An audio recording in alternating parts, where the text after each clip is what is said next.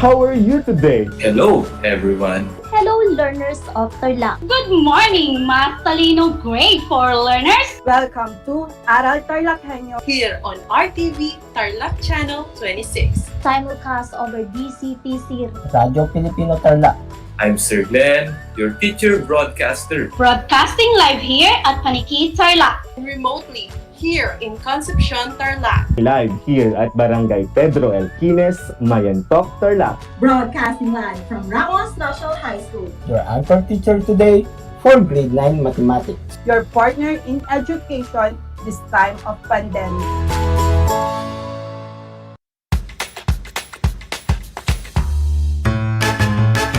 Alam niyo ba na ang salitang yoyo at ang makabagong bersyon nito ay naimbento ng isang Pilipinong nagngangalang Pedro Flores? Taong 1920s nang dinala ni Flores ang laruang ito sa Estados Unidos. Sinimulan niya ang paggawa nito sa kanyang maliit na pabrika sa California at ipinakita sa mga tao ang iba't ibang tricks ng paggamit nito. Alam mo na, yan ang yoyo! The word boondocks, which is now part of the English language dictionary and vocabulary, comes from the Tagalog word bundok, meaning mountain. Catch Aral TarlakHenyo every Monday through Friday from 8:30 a.m. to 5:30 p.m. over Radyo Pilipino DCTC 828 and streamed live on Facebook page and YouTube channel of RTV Tarlac Channel 26. I am Jeremiah Gahutan, your English teacher broadcaster. Let's learn English together only here on Aral TarlakHenyo.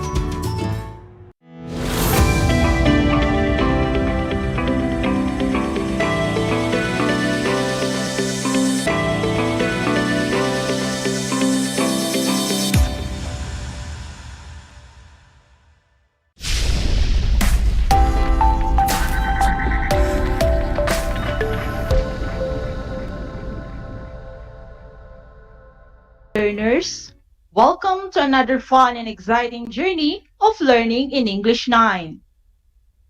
This is Aral TarlakHenyo here on RTV Tarlac, Channel 26, simulcast over DCTC 828 Radyo Pilipino Tarlac. We are also broadcasting live at Converge Cable TV, Channel 100. This is Catherine Zeta D1, broadcasting live here in Josephine M. Coangco National Technical Vocational High School, your teacher broadcaster for today.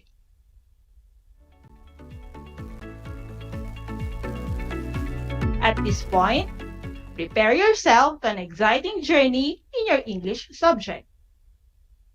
Make sure that you have with you your paper, pen, and printed learning activity sheets. Are you ready? Let us begin.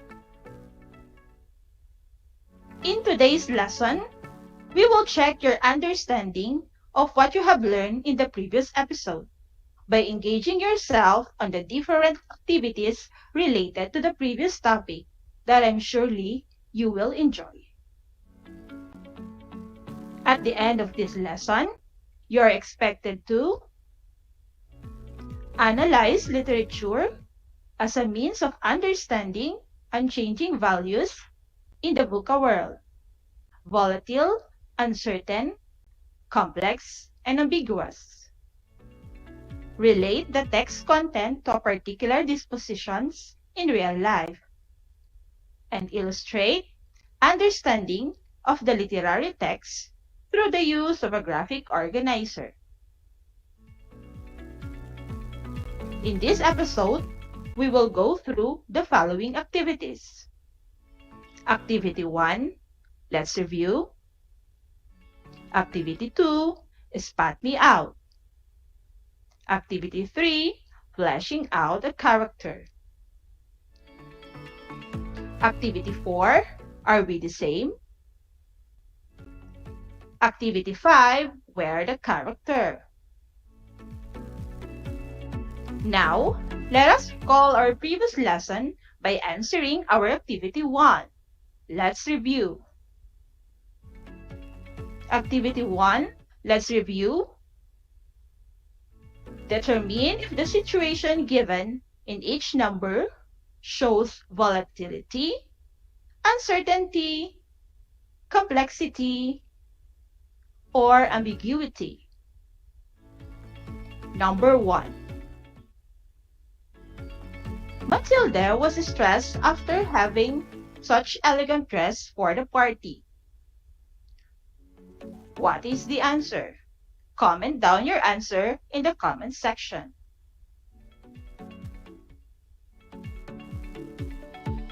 Very good.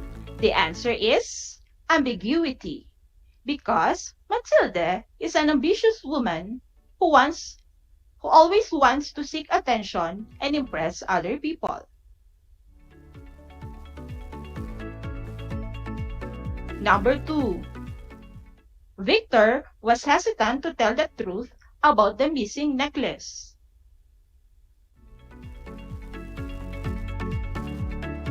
If your answer is uncertainty, you are right. Victor is hesitant because he thinks that the necklace is expensive. So he suggested to Matilda to make alibis to her friend while they are looking for the lost necklace. Number 3. Matilda was a gorgeous young-looking woman. She's beautiful and has a loving husband, but always ended up worrying about the things she doesn't have.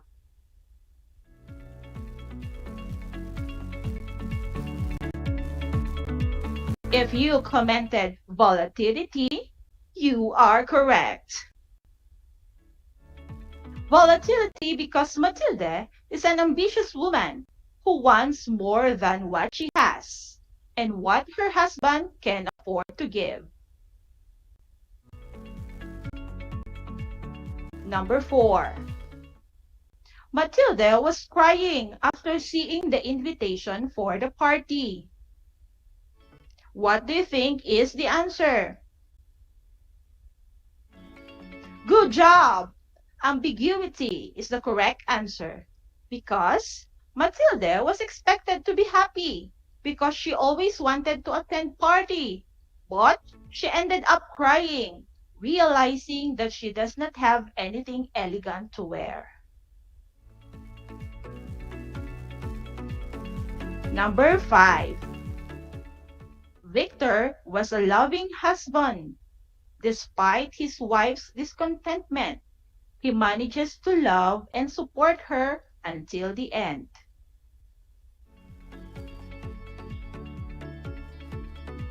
If you commented complexity, you are correct. Victor shows his love to his wife until the end despite of her flaws.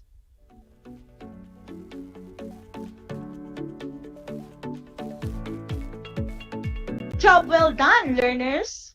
Obviously, you have understood the previous lesson about buka and the literary text entitled The Necklace by Guy de Maupassant.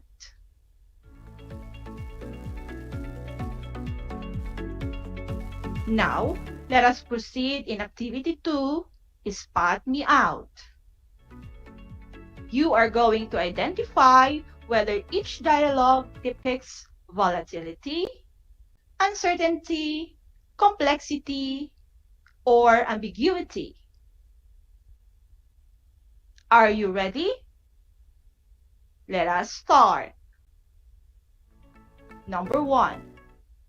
The day of the party drew near, and Madame Loisel seemed sad, uneasy, and anxious.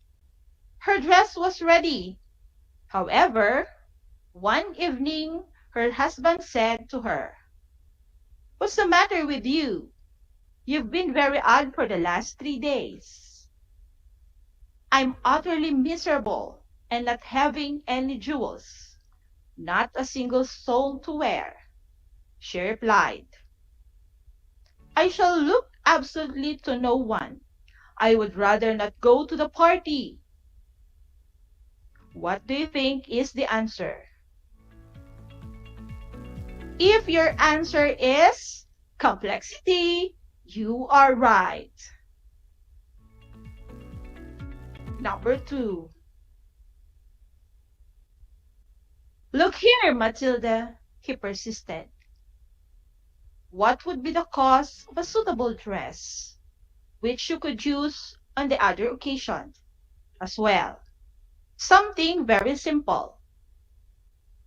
She thought for several seconds, reckoning up prices, and also wondering for how large a sum she could ask without bringing upon herself an immediate refusal, and an exclamation of horror from the careful-minded clerk. At last she replied with some hesitation, I don't exactly, but I think I could do it in 400 francs.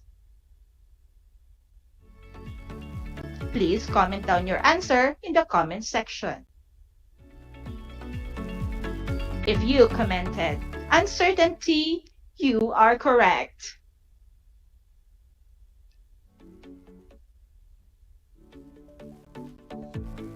Number 3. The other did not recognize her and was surprised at being thus familiarly addressed by a poor woman. But madam, she stammered, I don't know. You must be making a mistake. No, I am Mathilde Loisel. Her friend uttered and cried, Oh, my poor Mathilde, how you have changed. What is the answer? If you answered complexity, good job.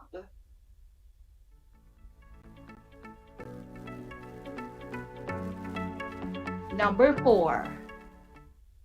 Madame Forestier had halted. You say you bought a diamond necklace to replace mine? Yes, you hadn't noticed it? They were very much alike, and she smiled in proud and innocent happiness.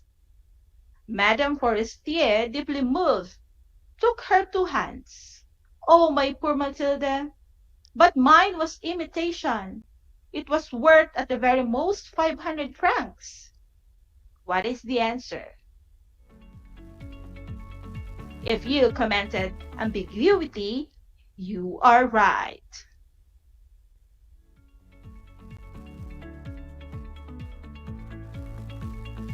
Number 5. Madame Forestier went to her dressing table, took up a large box, brought it to Madame Loisel, opened it and said, Choose, my dear. First, she saw some bracelets, then a pearl necklace, then a Venetian cross in gold and gems of exquisite workmanship. She tried the effect of the jewels before the mirror, hesitating, unable to make up her mind to leave them, to give them up. She kept on asking, Haven't you anything else? Yes, look for yourself. I don't know what you would like best. What is the answer? Please type your answer on the comment section. If you answered ambiguity, you are correct.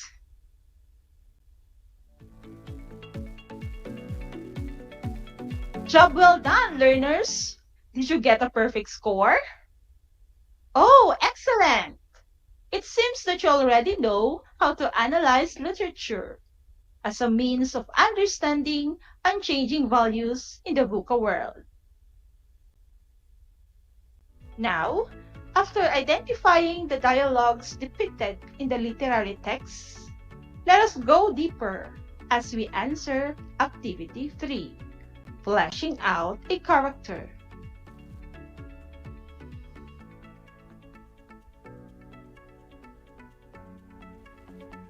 Activity 3. Fleshing out a character. Answer the questions in the skeletal system graphic organizer using the selection entitled The Necklace by Guy de Maupassant. As you can see, there are questions in here. Number 1, what does this character think about the society she or he lives in?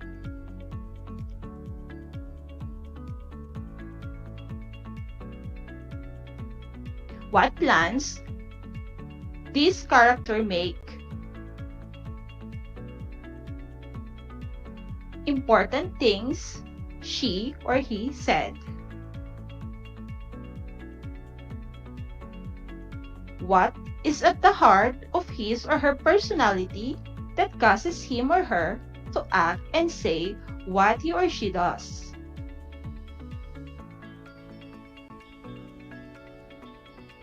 What she or he did. What she or he tried to do.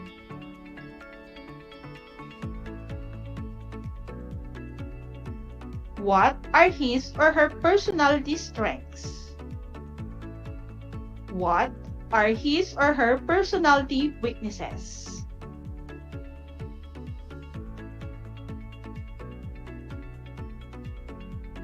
I will give you 10 seconds to answer.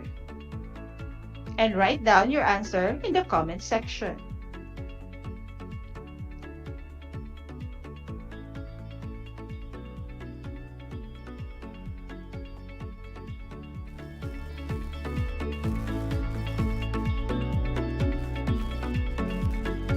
Great job, grade 9 learners! You were able to complete the skeletal system graphic organizer by answering the questions based on the literary text.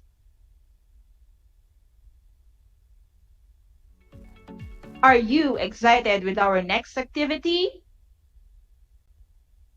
Alright, our next activity is called Are We the Same? So in this activity, you are going to compare and contrast Matilda's personality with yours using Venn diagram.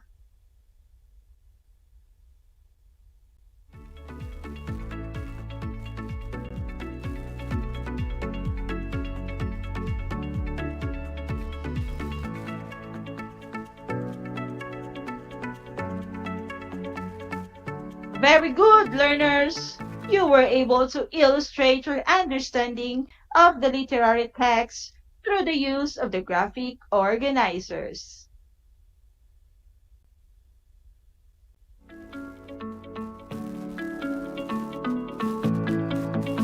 Now, to further check your understanding of the lesson, you will have another activity as your performance task. Activity 5, Wear the character. Make a skit out of the given situation. Record your video in not more than 5 minutes and upload it on your social media account. Be guided by the rubrics below. So this is the situation. In the present generation, where people judge the socio-economic status of a person, an individual tends to make a decision of wanting more than what he or she has, just to impress others. If you were Matilda, what would you do if you borrowed something from a friend and you lost it? To score your performance task, let me present to you the rubric. We have excellent, good, fair, and poor, and each of them has corresponding points. In order for you to get an excellent point under organization, your presentation was very organized and was very easy to follow. Under good, presentation was fairly organized. Under fair, presentation was not clearly organized. And under poor, presentation lacked organization. Now, in order for you to get an excellent point In the character development, you should have exemplary evidence of appropriate acting technique for character development. Under good, sufficient evidence of the appropriate acting technique for character development. Under poor, under fair, some evidence of appropriate acting technique for character development. And under poor, no evidence of appropriate acting technique for character development. For you to get an excellent point, under voice, voices were loud and clear. Words were easily understood. Under good, students spoke clearly, but it was difficult to understand some of the script. Could have been louder. Under fair, voice and language was not very clear, could have been much louder. And for poor, could not understand what was being said due to lack of clarity and low volume of speech.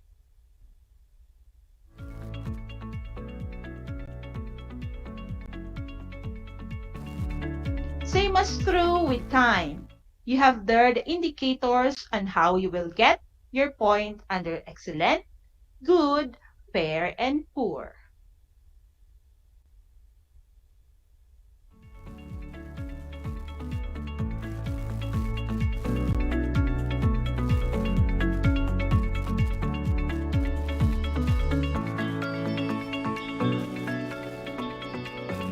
Congratulations, grade 9 learners.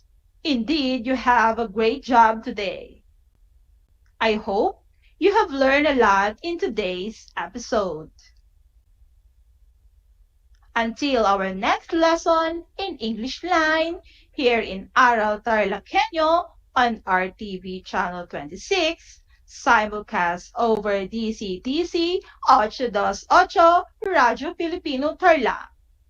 This has been your teacher broadcaster in English, Catherine Zita Tadiwan. Thank you and enjoy learning in the new normal. Until next time, stay safe and healthy. God bless everyone.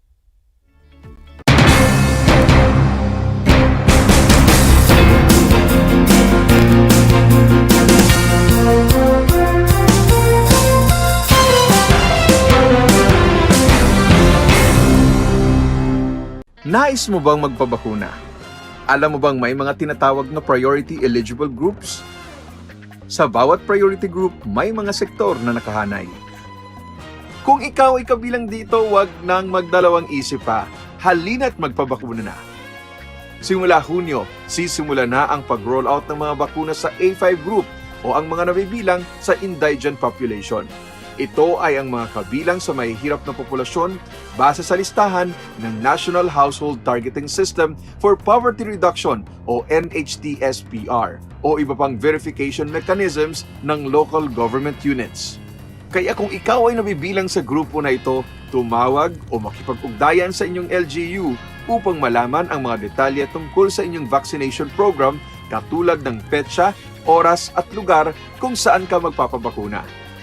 Humingi ng medical clearance sa inyong doktor kung ikaw ay may autoimmune disease, HIV, cancer, malignancy, dumaan sa organ transplant, kasalukuyang dumadaan sa steroid treatment o nakaratay sa higaan. Huwag kalimutan ang iyong proof of eligibility o mga dokumentong nagpapatunay na ikaw ay kasama sa priority group na ito. Huwag din kalimutang dalhin ang iyong government ID, pati na ang face mask, face shield, sanitizer at ballpen bago ang iyong vaccination. At paalala, pagkatapos ng pagbabakuna, huwag mag-atubiling magtanong na makaragdagang impormasyon tungkol sa bakuna na ginamit sa iyo. Hingin at itago ang contact information ng personnel na tatawagan kung sakaling ikaw ay makaramdam ng seryosong side effects. Huwag rin kalimutan ang vaccination card at alamin ang petsa ng iyong second dose ng pagbabakuna. Higit sa lahat, ugaliin pa ring sundin ang minimum public health standards tulad ng wastong paghuhugas ng kamay, pagpapanatili ng safe physical distancing, at pagsusuot ng face mask at face shield. Ano pang hinihintay mo? Tara na sa Vida Vaccination!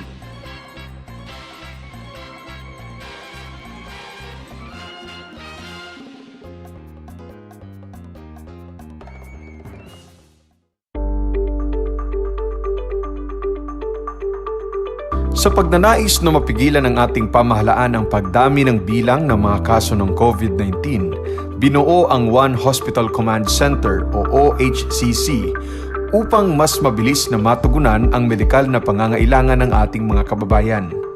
Bukas ang OHCC 24 oras araw-araw.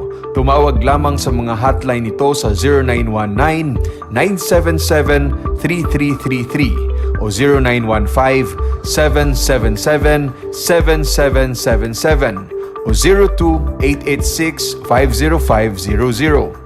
Maaari ring i-download ang Pure Force Citizens app sa Android o iOS upang mabilis na matugunan ang sinumang nangangailangan. Layon din ng OHCC na maiwasang mapuno ang kapasidad ng bawat ospital. Kaya't kung ikaw ay kinakailangang tumawag sa OHCC, mabibigyan ka ng libreng preliminary consultation. Para sa mga nangangailangan ng emergency quick response, makikipag-ugnayan ang OHCC sa DOH Bed Tracker at sa mga ospital upang makahanap agad ng pinakamalapit na bakanteng ospital. Ang transportasyon o ambulansya naman ng ospital na inirefer ng OHCC sa pasyente ang siyang susundo sa bahay nito. Kaya't kapag ikaw ay nakakaranas ng anumang sintomas ng COVID-19 o nangangailangan ng agarang tulong medikal, tumawag lamang sa OHCC at handa silang tumulong sa lahat ng oras.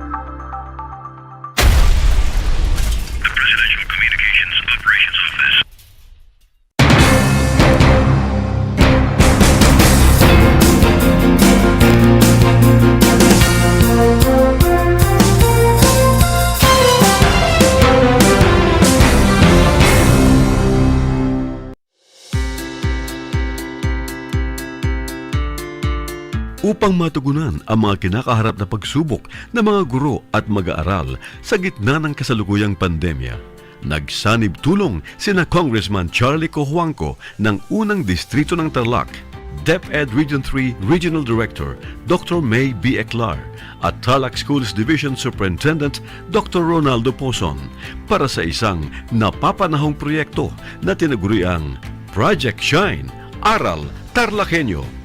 Ang mga mag-aaral ng Grade 4 at Grade 5, ganon din ang Grades 8 and 9 sa buong probinsya ng Tarlac, kasalukuyang sumasailalim sa radio-based instruction. Katuwang ang himpilang DZTZ 828 kHz AM at RTV Tarlac, Channel 26. Ang Tarlac po nangunguna po ngayon pagdating po sa radio-based instruction. Marami pong humahanga sa atin. I'm very happy this station, itong DCTC, could reach the whole of Region 3. Hindi natin alam. We are contributing. We are creating a very big dent in the history of Philippine education. And I am proud. I am here in Tarlac. This is the noble cause of education in which you and I, without you knowing it, we are bound to do.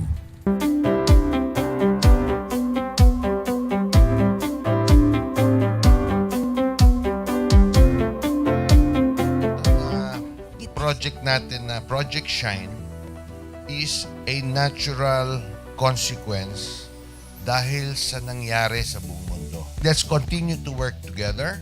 I think it's very Filipino to practice bayanihan in anything or most of the things that we do. And this is a manifestation of that. No? We have private sector, we have DEPED, we have local government, all working together. And I hope the parents of some of these children, especially the parents that did not graduate from school or hindi nakapag-aral nung sila ay bata, sana naman gamitin na nila itong opportunity na mag-schooling na rin sila kasama ng mga anak nila para mag-bonding pati ang mga magulang sa mga bata. I look at this as doing God's work. Diba? So if you do God's work, it feels right. It's righteous. It's for good, not for evil. Good morning and happy learning, grade 4. Welcome to Aral TarlakHenyo here on RTV Tarlac, channel 26. Simulcast over DZTZ 828, Radio Filipino Tarlac. I am Teacher Mercy Pacheco Bognot. This is Alistair Aidatu. I am Marie Josephine B. Andrade. I am Teacher Princess Marie M. Dueñas, and I will be your teacher broadcaster for today.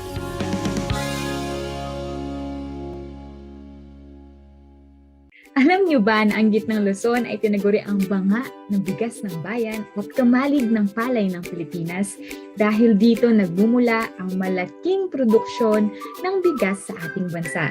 Ito ay binubuo ng mga lalawigan ng Aurora, Bataan, Pampanga, Nueva Ecija, Zambales at Tarlac. Ugaliin nating manood ng Aral TarlakHenyo Lunes hanggang Biyernes alas 8:30 ng umaga hanggang alas 5:30 ng hapon.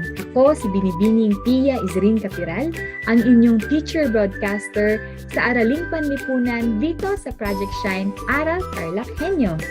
Lagi nating tandaan ang pag-aaral ng Araling Panlipunan ay tungo sa daan ng pagiging makadiyos, makakalikasan, makatao at makabansa.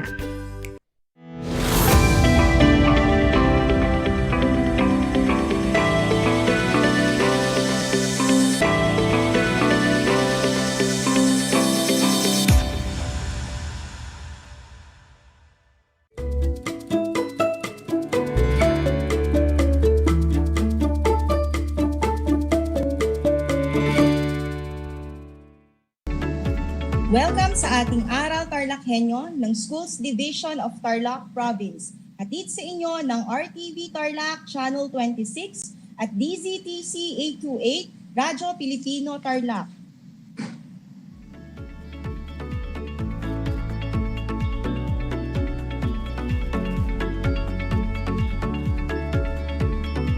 Magandang araw mga kabataang TarlakHenyo. Narito na naman tayo, nagsisikap at nagpupunyagi na maging makadiyos, makatao, makakalikasan at makabansa. Kumusta na kayo mga ginigiliw kong mag-aaral sa grade 9? Ang aking pagbati at paghanga sa inyong masidhing pagpupunyagi sa patuloy na pag-aaral sa himpapawid upang matuto sa kabila ng hamon ng pagkakataon, ang COVID-19 pandemic.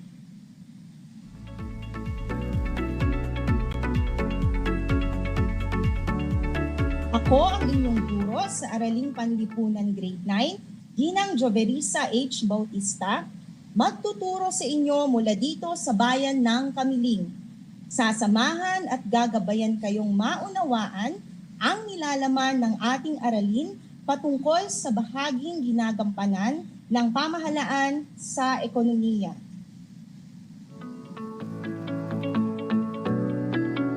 Bago pa man tayo magsimula sa ating talakayan, narito ang iilan sa mga paalala. Siguraduhin ninyong nasa lugar kayo ngayon na komportable at maayos na napapanood at napapakinggan ang ating live broadcast. Matanong ko lang, nagmerienda ka na ba? Mabuti naman, dahil nararapat lamang na may laman ang inyong tiyan upang mas maging alerto ang inyong pag-iisip at maayos na maunawaan ang ating aralin sa araw na ito. Sa puntong ito, nais kong kunin ninyo ang inyong module sa Araling Panlipunan para sa ika-8 linggo sa ika-2 markahan. Ihanda rin ang inyong learning activity sheet, ballpen, at sulatang papel upang maitala ninyo ang mga mahalagang impormasyon na aking mababanggit.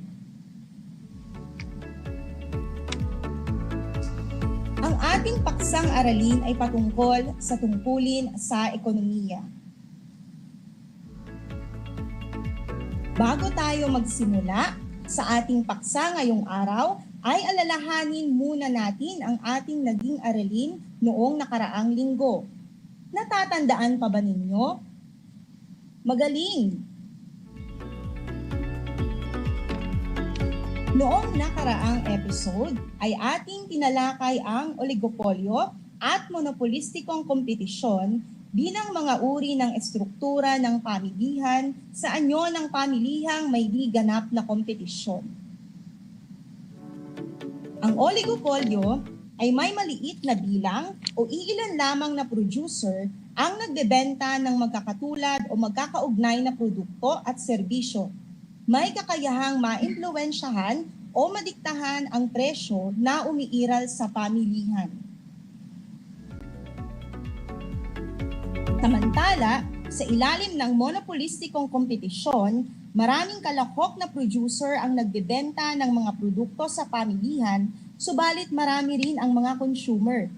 Gayunpaman, may kapangyarihan pa rin sa pamilihan ang mga producer na magtakda ng presyo ng kanilang mga produkto, sapagkat sa product differentiation ay nakakagawa ng produkto ang producer kapareho ng ibang produkto, ngunit hindi eksaktong magkakahawig. At ngayon, sa palagay ko ay handa ka na sa ating bagong paksa para sa araw na ito. Inaasahan na sa pagtatapos ng aralin na ito ay inyong masusuri ang bahaging ginagampanan ng pamahalaan sa ekonomiya. Sa lahat po ng mga magulang at mag-aaral sa ika-9 na baitang na nakikinig sa ating broadcast, kung kayo po ay may katanungan o nais linawin ukol sa ating paksa ngayong araw, maaari kayong magbigay ng mensahe sa aking messenger at Facebook account. Tumawag o mag-text sa numerong naka-flash sa inyong screen. Alam kong handa na kayo, kaya't magsimula na tayo. Inuulit ko, ang paksa natin ay tungkulin ng pamahalaan sa ekonomiya. Simulan natin ang ating paksa sa pamamagitan ng mga sumusunod na tanong.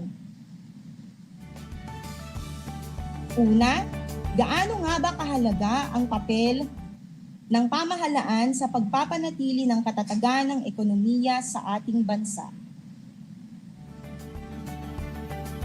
Ikalawa, sa iyong palagay, paano tinutugunan ng pamahalaan ang mga problemang kinakaharap nito sa kasalukuyan?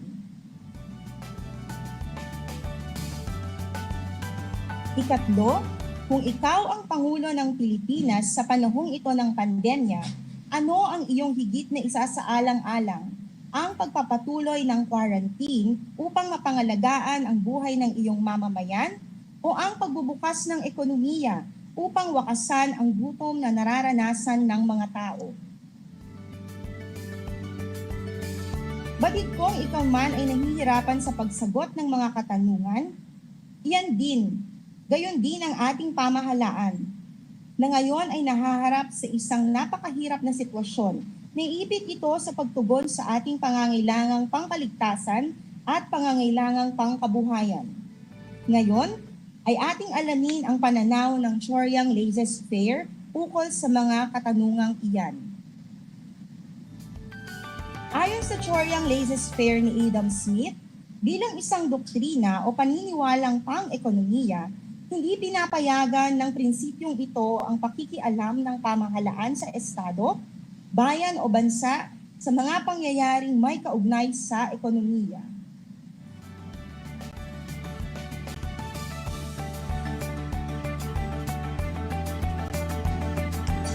Mula dito, hindi dapat pakialaman ng pamahalaan ang operasyon at pamamalakad ng mga industriya. Ngunit, dahil lubos na napakaraming produkto at paglilingkod ang hindi kayang gastusan ng mamamayan, dito nagkakaroon ng pangangailangan na mamagitan ang pamahalaan. ko na muli nating suriin ang larawan na ito. Sa sinagutang gawain sa tuklasin, ano ang napansin mo sa mga gabay na tanong katulad ng sa iyong palagay, paano tinutugunan ng pamahalaan ang mga problemang kinakaharap nito sa kasalukuyan? Gaano kahalaga ang papel ng pamahalaan sa pagpapanatili ng katatagan ng ekonomiya? Maliban sa mga nasa larawan, ano-ano pa ang mga suliraning kinakaharap ng ating gobyerno sa kasalukuyan? Kung ang sagot mo ay mga suliraning na kinakaharap ng pamahalaan at kahalagahan ng pamahalaan sa pagpapanatili ng katatagang pang-ekonomiko, ay tama ka!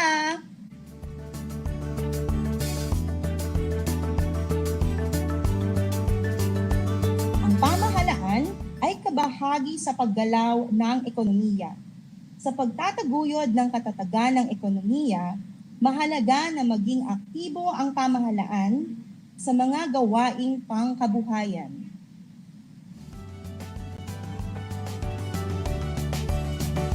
Narito ang mga pangunahing tungkulin ng pamahalaan upang matiyak ang balanse sa ekonomiya.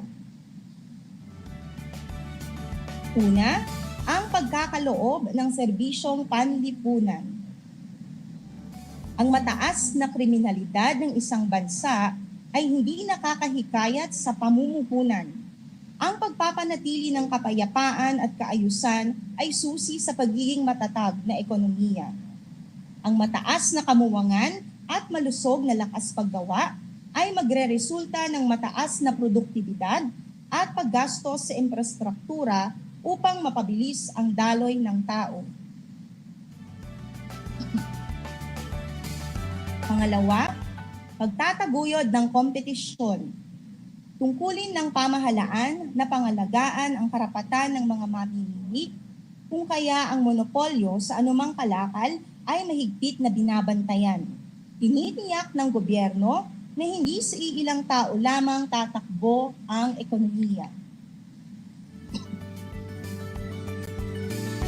Pangatlo, pagtiyak sa katatagan ng ekonomiya. Ang Pilipinas ay sumailalim sa state of national emergency bunsod ng COVID-19 pandemic. Dahil dito, itinakda ng pamahalaan ang presyo sa mga pangunahing bilihin upang mabawasan ang masamang epekto ng kawalan ng hanap buhay. Katulad ng ibang sektor ng ekonomiya, mahalaga ang papel na ginagampanan ng pamahalaan sa kanyang mamamayan. Ayon sa 1987 Constitution ng Pilipinas, sa Article 11, Section 4, ang pangunahing tungkulin ng pamahalaan ay paglingkuran at pangalagaan ang sambayanan.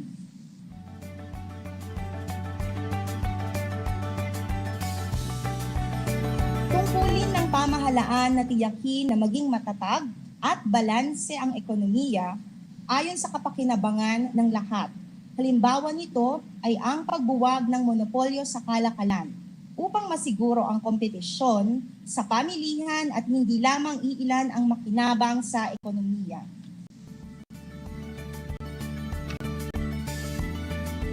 Ayon kay Nicholas Gregory Mankiw, government can sometimes improve market outcomes. Ayon pa sa kanya, bagamat ang pamilihan ay isang organisadong sistemang pang-ekonomiya, may mga pagkakataong nahaharap ito sa pagkabigo o market failure. Halimbawa ng mga ito ay ang paglaganap ng externalities gaya ng polusyon at pagkakaroon ng monopolyo na nagdudulot ng pagkawala ng kompetisyon. Sa ganitong pagkakataon, kinakailangan ang pakikialam o panghihimasok ng pamahalaan sa takbo ng pamilihan. Kaugnay nito, hindi makakaiwas ang Pilipinas at iba pang bansa na mapasailalim ang pamilihan sa panghihimasok ng pamahalaan. Maliban sa pagtatakda ng buwis at pagbibigay ng subsidy, nagtatalaga ang pamahalaan ng presyo ng mga produkto at serbisyo. Upang mapatatag ang presyo sa pamilihan, ipinapatupad ang Price Stabilization Program at maiwasan ang mataas na inflasyon. Bilang pangwakas, tandaan natin na ang pamilihan ay isang organisadong sistemang pang-ekonomiya kung saan nagtatagpo ang consumer at producer upang magkaroon ng palitan. Samantala, ang pamahalaan ay isang mahalagang institusyon sa ating bansa. Pangunahing tungkulin nito na paglingkuran at pangalagaan ang sambahayan, gaya ng pagtatakda ng buwis, pagbibigay ng subsidy, pagtatalaga ng presyo ng mga produkto at serbisyo. Bagamat ang pamilihan ay isang organisadong sistemang pang-ekonomiya, may mga pagkakataong nahaharap ito sa pagkabigo o market failure. Sa ganitong pagkakataon, kinakailangan ang pakikialam o panghihimasok ng pamahalaan sa takbo ng pamilihan.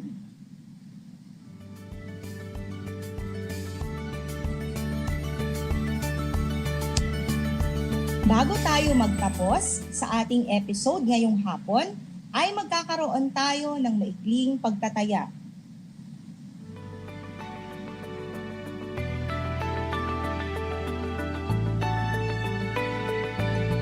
Unang tanong.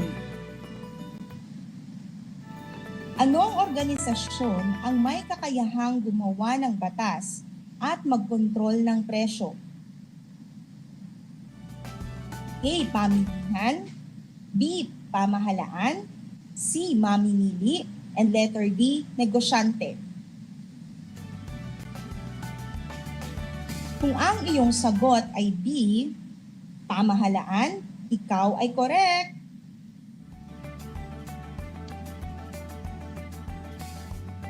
Ikalawang tanong. Sa papanong paraan na ipagkakaloob ng pamahalaan ang serbisyong panlipunan? A. Sa pagpapanatili ng kapayapaan sa loob at labas ng bansa. B. Sa pagtataguyod ng mataas na antas ng kamuwangan para sa lahat. C. Sa pamamagitan ng pagpapatayo ng mga ospital upang matiyak ang kalusugan ng mga mamamayan. And letter D, lahat ng nabanggit. Kung ang iyong sagot ay letter D, lahat ng nabanggit, ikaw ay tama ulit. Ikatlong tanong. Alin ang hindi totoo sa mga pahayag? A.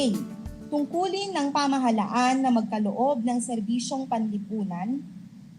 B. Interbensyon ng pamahalaan sa pamilihan ay pagtitiyak sa balanseng pamilihan. C. Pagkontrol ng pamahalaan sa presyo ay para lamang sa kapakanan ng mga mamimili. D.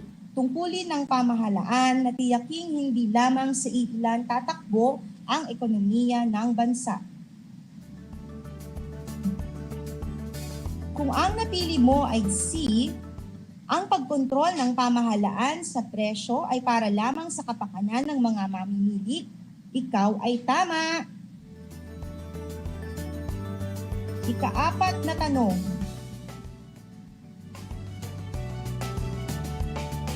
Ang pagbuwag sa monopolyo sa pamahalaan ay alin sa mga tungkulin ng pamahalaan sa pamilihan?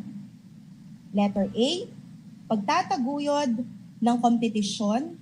Letter B, pagtiyak sa katatagan ng ekonomiya. And letter C, pagkaloob ng serbisyong panlipunan. Kung ang sagot mo ay letter A, pagtataguyod ng kompetisyon, tama ka ulit. At sa panghuling tanong, ang pagsusulong sa dekalidad at mataas na antas ng kamuwangan para sa mga mamamayan ay alin sa mga tungkulin ng pamahalaan sa pamilihan? Letter A, pagtataguyod ng kompetisyon. Letter B, pagtiyak sa katatagan ng ekonomiya. Letter C, pagkaloob ng serbisyong panlipunan.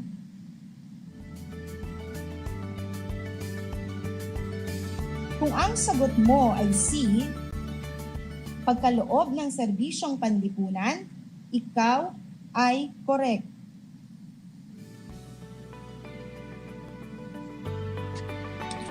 Nakuha mo ba ang lahat ng tamang sagot? Magaling kung oo. Inaasahan ko na kayo'y natuto sa ating talakayan sa araw na ito. Muli, ako ang inyong guro sa Araling Panlipunan Grade 9, Ginang Joverisa H. Bautista, na nagsasabing ang pag-aaral sa Araling Panlipunan ay daan sa pagiging makadiyos, makatao, makakalikasan at makabansa. Hanggang sa muli!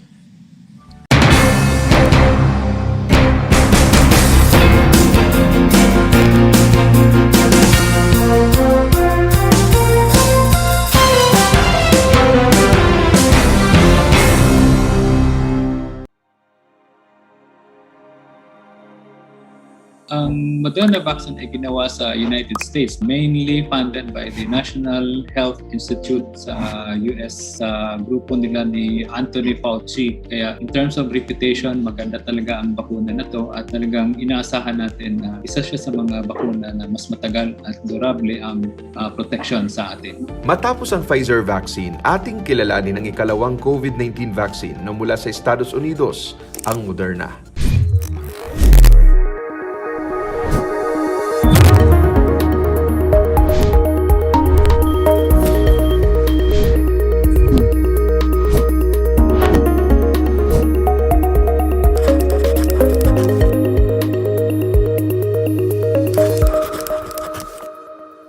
Pero paalala lang ha, sabi ng mga eksperto, ligtas at epektibo ang anumang bakuna na may EUA mula sa FDA. So sa sitwasyon natin ngayon, sa pandemic, mataas pa rin ang transmission at mataas ang kaso. With that in mind, mataas pa rin ang hawaan at pangalawang reason nito is limited ang supply ng bakuna. Kung hihintayin natin at meron tayong tinatawag na brand preference, mas maging delikado sa atin yan. Saan nga ba gawa ang Moderna vaccine? Ang Moderna vaccine ay isang bagong platform ng mga bakuna na ginagamit natin ngayon. Kagaya ng Pfizer na ginamitan ito ng genetic material ng virus using the mRNA. So itong mRNA, nagsisend siya ng signal pag ibabakuna doon sa tao to stimulate para mag-produce tayo ng antibody against the COVID virus. Ito isang bakuna na so far sa mga bakunang ginagawa ngayon against COVID na masasabi natin bagong teknolohiya pero isa sa mga safe and highly effective vaccine kagaya rin ng Pfizer vaccine. So sa indikasyon sa bakunang ito ng Moderna, ang makatanggap lang ay edad 18 pataas. Ang pagbibigay dito ay yung unang dose, katapos yung pangalawang dose after 4th week. So 28 days ang pagitan. Kagaya ng ibang COVID-19 vaccines, ang Moderna ay merong temperaturang sinusunod upang mapanatili ang kalidad ng bakuna. Okay, so ang bakunang ito, yung sa storage, yung hindi pa siya gagamitin, dapat nandun siya sa -60 to -80. Pero pag tatanggalin na siya doon sa storage tapos dadalhin doon sa vaccination site, pwede siyang ilalagay sa room air, room temperature, pero dapat hindi lalampas ng 5 oras na dapat ibibigay siya. Yung sa ice box naman, ma-maintain mo lang yung temperature na yun. -4 yun. Ma-maintain mo lang yun, mga 5 to 7 days yan. So medyo mataas-taas pa naman. Base sa personal na karanasan, napatunayan ni Philippine Ambassador to the US, Jose Manuel Romualdez, na ligtas at epektibo ang Moderna. Well, I'm one of those that received was vaccinated as early as January of this year because we were attending the inauguration of President Biden, and I was fully vaccinated after 1 month. And it's the best thing that could ever happen to you. You feel liberated. And so Moderna and Pfizer have been proven to be really very effective. It's well worth it because you will feel safer. If there's a little side effect, that's just a little discomfort, but nothing like being safe from being seriously ill or even dying. Isa-isahin natin ang efficacy rate ng Moderna vaccine. Okay, so yung efficacy ay ito yung paraan na ma-evaluate natin na yung ginagawa itong trial, inobserbahan nila yung nakatanggap ng bakuna at yung hindi nakatanggap ng bakuna. At nakita doon sa clinical trial na yung mga nakatanggap ng bakuna kumpara doon sa mga hindi nakatanggap ng bakuna, mas maraming nagka-COVID doon sa hindi nakatanggap ng bakuna. So doon sa clinical trial, interim data, nakitaan na ang Moderna vaccine is effective sa pag-protect us from symptomatic COVID, mild to moderate, 94%. So mataas siya na protection. Doon naman sa mga severe form, 100% ang protection niya. Doon naman sa mga may edad na, kagaya ng 65 years old and above, it ranges from 80 up to 90%. So isa siya sa mga bakuna na maski may edad tayo, kampante tayo na mataas ang protection natin, kagaya din ng mga ibang bakuna na Pfizer at saka AstraZeneca. Tapos across all ages, ethnicity, race, at saka mga comorbidities, nagtala siya ng 85% efficacy rate. Nilinaw din ni Ambassador Romualdez ang mga issue kung bakit tila kakaunti ang supply ng bakuna sa mga maliliit na bansa gaya ng Pilipinas. Many countries, I know that there is an accusation that all the rich countries were able to sort of like hoard all of these vaccines. Well, I guess I wouldn't really call it hoarding, but I guess they were all trying to sort of like making it easier for them to be able to get these vaccines immediately to their citizens. And of course, the United States, being the leading manufacturer or developer of these vaccines, President Biden set out a goal. They're about 3 to 4% short of the 70%, which is supposed to be the herd immunity in getting people vaccinated and be able to make it safe, so to speak. That is the goal of the world, actually. And the COVAX facility is supposed to help in giving us that kind of herd immunity. And now, since many countries that have been able to get access to these vaccines immediately are now spreading it out. And we're hoping that the speed up of these vaccines being made available to all the countries, especially in our region, in the Asian region, will be coming in more. Patuloy din ang pag-aaral ng mga eksperto tungkol sa booster shot o yung tinatawag na reformulated Moderna vaccine. Yes, meron na silang tinatawag na third dose of Moderna na ongoing yung phase 2 trial nila ngayon. Ang tawag nito is reformulated Moderna vaccine that contains the variant 351. So, ito yung plano nila na after receiving the 2 doses, meron silang isasabay na third dose as booster para lang tumataas ang antibody natin, including against variants of concern. We need to sort of like have a booster shot because some of the vaccines that were already given or vaccinated with the other people, inoculated to people, may need these booster shots. So that's why we're really ordering more than what we maybe as of now we may not need it, but at the end of the year and early next year we will be needing all these vaccines. Dahil sa pagtutulungan ng pamahalaan at iba pang sektor, asahan ang karagdagang supply ng Moderna vaccine sa ating bansa. Well, the vaccines coming from Moderna will be, we have ordered 20 million of this, 7 million of which will go to the private sector and 13 million to the public sector. So the 20 million, we are targeting that it'll be delivered to the Philippines before the end of this year. The total number of vaccines that we're hoping to get, including Pfizer, Moderna, and Johnson & Johnson, will probably be anywhere between 70 to 80 million doses. O ayan ha, marami ng supply ng bakuna. Ano pang hinihintay mo? May vaccination schedule ka na ba? Palagi po nating pakatandaan, sa bawat turok ng bakuna, di lang ikaw ang protektado, kundi maging ang iyong pamilya at komunidad. Ano man yung bakunang ibibigay sa iyo, ito ay subok, ito ay safe, ito ay effective, aprobado ito ng Philippine FDA natin, at nakita natin na lahat ng bakuna ngayon ay will prevent severe and critical stage ng COVID. There is no doubt that the COVID-19 vaccines are the most effective way to fight the virus.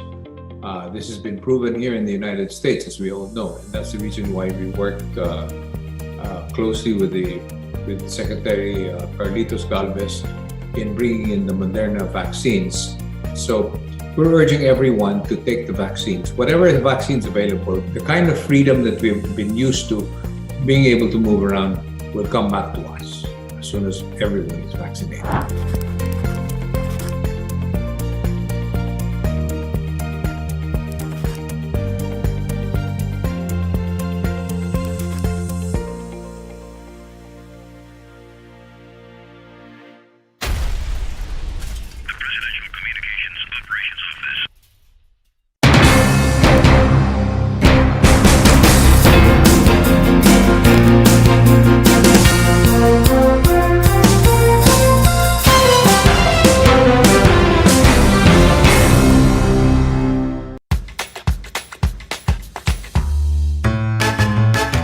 Alam niyo ba na ang salitang yoyo at ang makabagong bersyon nito ay naimbento ng isang Pilipinong nagngangalang Pedro Flores?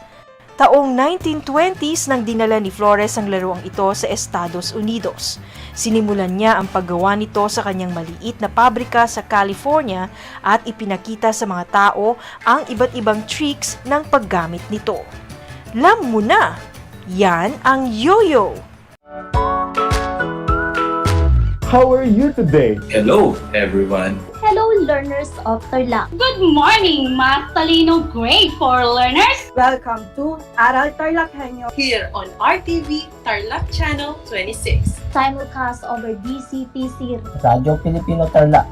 I'm Sir Glenn, your teacher broadcaster. Broadcasting live here at Paniki Tarlac. Remotely here in Concepcion, Tarlac. Live here at Barangay Pedro Elquines, Mayantok, Tarlac. Broadcasting live from Ramos National High School. Your anchor teacher today for grade 9 mathematics. Your partner in education this time of pandemic.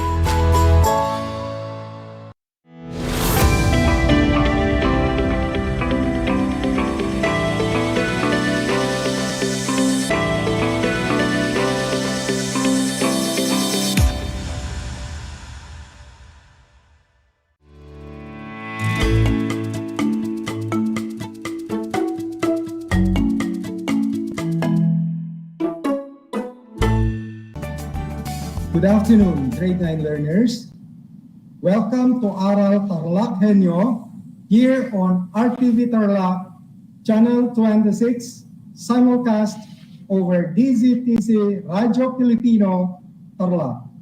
Live here at Mongtada Tarlac via remote live broadcast. I am Teacher Ed, your teacher broadcaster in agriculture, crop production, grade 9. I am so happy that you are tuned in with your new favorite station on the air through radio and television. I hope that you are doing well. And to our dear parents and guardians, we would like to thank you for your unwavering support to your children. Now, dear students, are you ready to enjoy and learn something new? Today, we will focus our discussion on agriculture, particularly composting. Before we will start with our discussion, let's have a review first with our past lesson, which is all about vegetative or asexual propagation. We have different ways in reproducing our plants. Here are some of it. For picture number 1, it is through grafting. Example of plant are chico and mango. The second picture is by means of cuttings. Example of it, cassava and a San Francisco plant. The third picture is through runners. We have strawberry and gabi as an example. Number 4, we have layering. And good example for that are climbing rose and a water plant. Of course, through marketing is the next. Example, citrus and oranges. And finally, by means of bulb. An example of it with onion and gladiolas. Those are the different ways in reproducing plants. Our lesson for today plays a very important role for the general growth of our plants. It is all about composting. Don't you know that there are materials in the farm that can be produced as plant supplement? Yes, it is through composting. The soil or substrate that you are using can be reconditioned through the process of composting. Composting has been the basis of organic gardening and farming since the days of Sir Albert Howard, the father of the organic method. Between 1905 and 1934, he devised the indoor method of compost making, in which materials are layered sandwich fashion, then are turned or mixed with earthworms during decomposition. Compost is organic matter that has been decomposed and recycled as fertilizer and used as soil amendment. Compost is a key ingredient in organic farming as well as plant production. There are plant leftovers and other biodegradable materials such as dried leaves, sawdust, kitchen waste, weeds, and others that could be used for making compost. Here are 5 benefits of composting. Number 1, adds nutrients to the soil. These nutrients are used by plants for growth and photosynthesis. Adding compost also helps retain water for plant use. Number 2, introduces valuable organisms to the soil. Microorganisms such as bacteria, fungi, and protozoa decompose organic material. The presence of microorganisms is vital because they aerate the soil, which speeds up the composting process, convert nitrogen to a usable form, and repel some plant diseases. Number 3, recycles kitchen and yard waste. Composting keeps as much as 30% of waste from going to the trash can. This reduces the amount of trash in your home.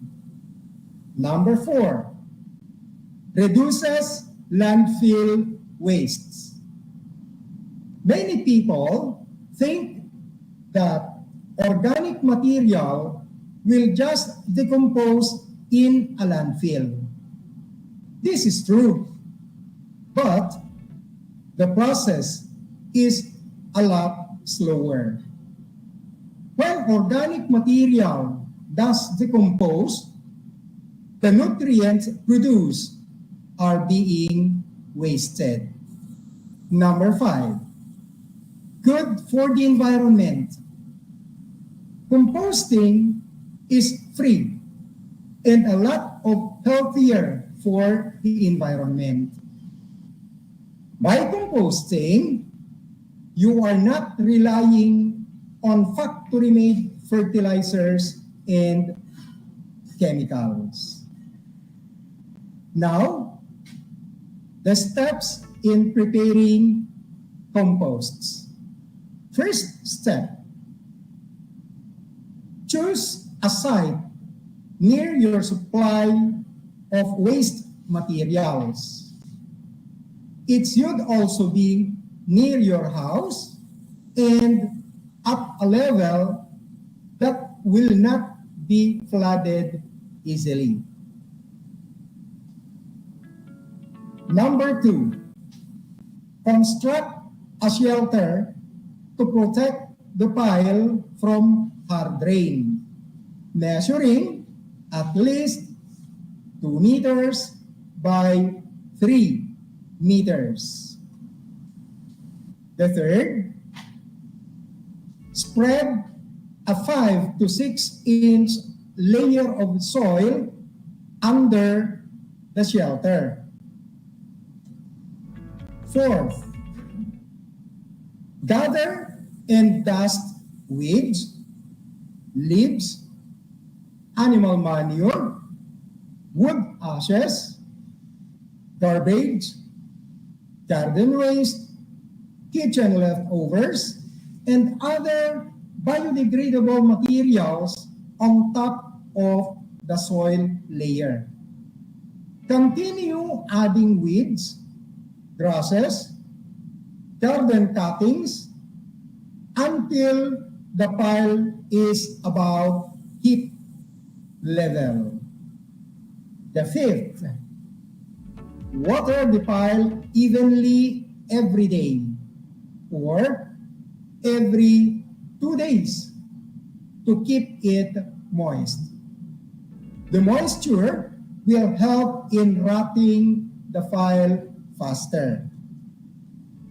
And the sixth, provide aerators like bamboo poles in the middle of the pile to allow air to pass down the pile, thereby helping the composers in its process. So those are the steps in compost making. By this time, I will show to you a video about composting. I know it will help you a lot in doing so. Here it is. Some call it black gold. For most gardeners, this is an indispensable source of organic material to get great plants in your garden. Let's see how to make compost. First, let's see what is compost. Compost is nothing but decomposed organic matter. Soil microorganisms like aerobic bacteria and fungi, as well as earthworms, decompose organic matter into nutrient-rich fertilizer or soil amendment. Let's see what materials you need to start composting. These 30-gallon trash cans, which you can buy at Lowe's or Home Depot, are a great starting point. They are cheap and rugged and make great composters. The first step in setting up your compost bin is to make sure you drill holes all around the compost container. This will allow the air to come in, and oxygen is very much needed for the composting process to complete. Make sure you drill holes all around the container for good airflow. So once completed, your container should look like this, and as you can see, it has a lot of holes here which will allow you to start your composting process very easily. I usually use 2 or 3 composting bins. The composting process can take up to 6 months, So while one of my compost bins is preparing the compost, I can continue to add organic matter in my other bins. And that way it ensures that I have compost whenever I need it. Now let's look at what I add in my compost bin. The easiest things to add are vegetable and fruit scraps. They make excellent green additions to the compost bin. And this is so easy. All you do is collect all the leftover peels and rinds of vegetables and fruits and add it to your compost bin. I also rake in leaves under my trees, guava leaves in this example, and they are a great carbon source for the bin. So you can use leaves from any trees, just avoid pine needles because they're acidic in nature. Other than that, all dried leaves are good to go into your compost bin. Other than this, leftover roots and other parts of plants that you have harvested make excellent additions to the compost bin.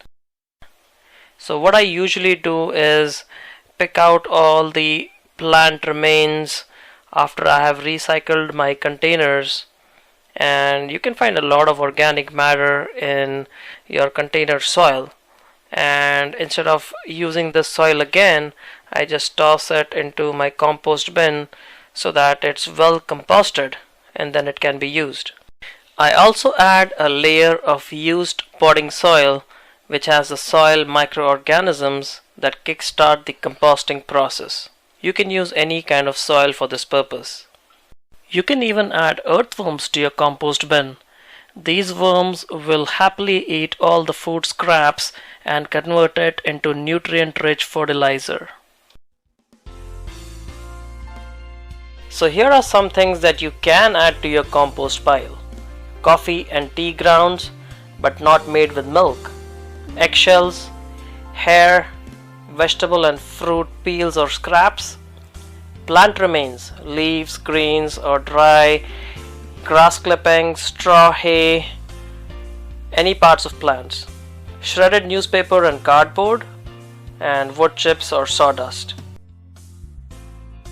So the composting process takes about 2 months to 6 months to complete. It's faster when the temperatures are high. Once the process completes, you should no longer be able to see the original components. The compost looks just like this. Have you learned something from the video? Do you think you can apply it in your home?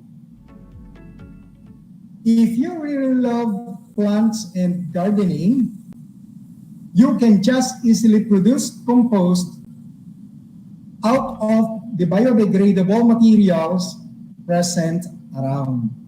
So, start collecting your materials and good luck.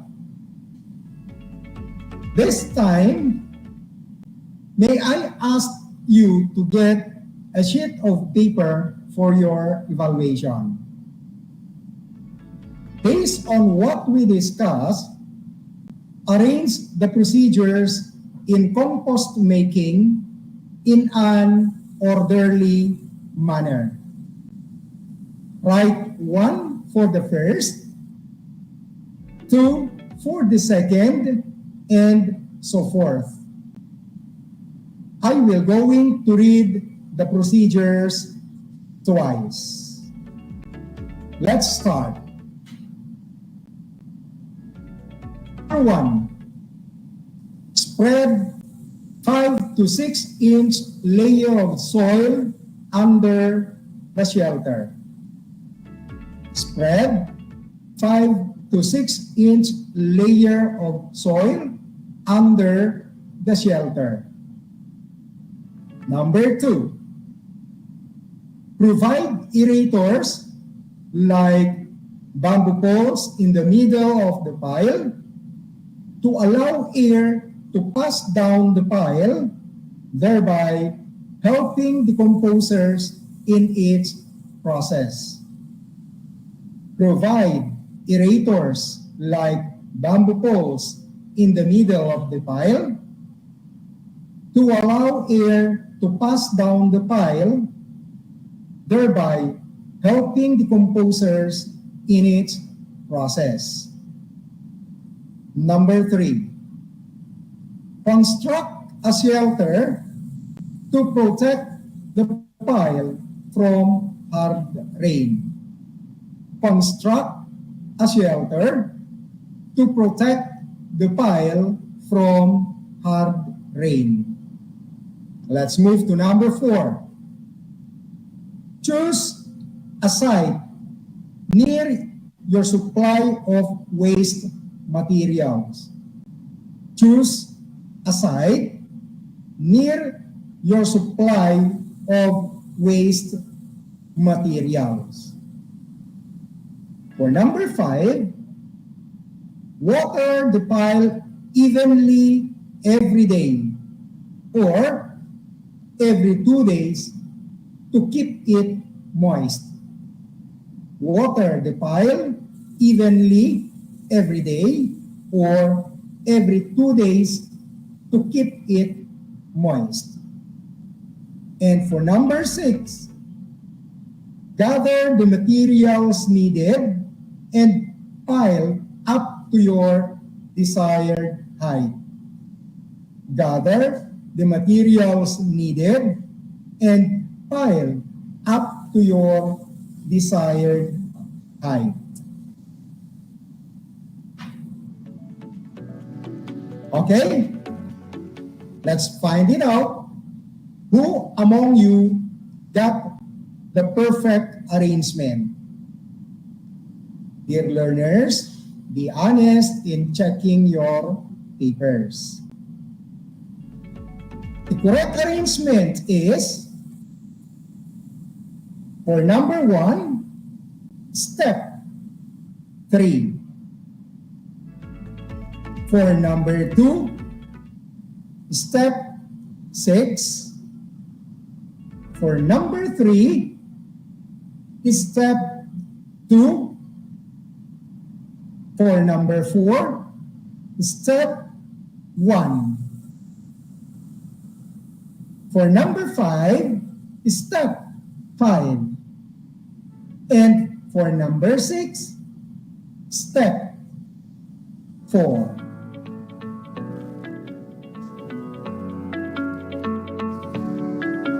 All right?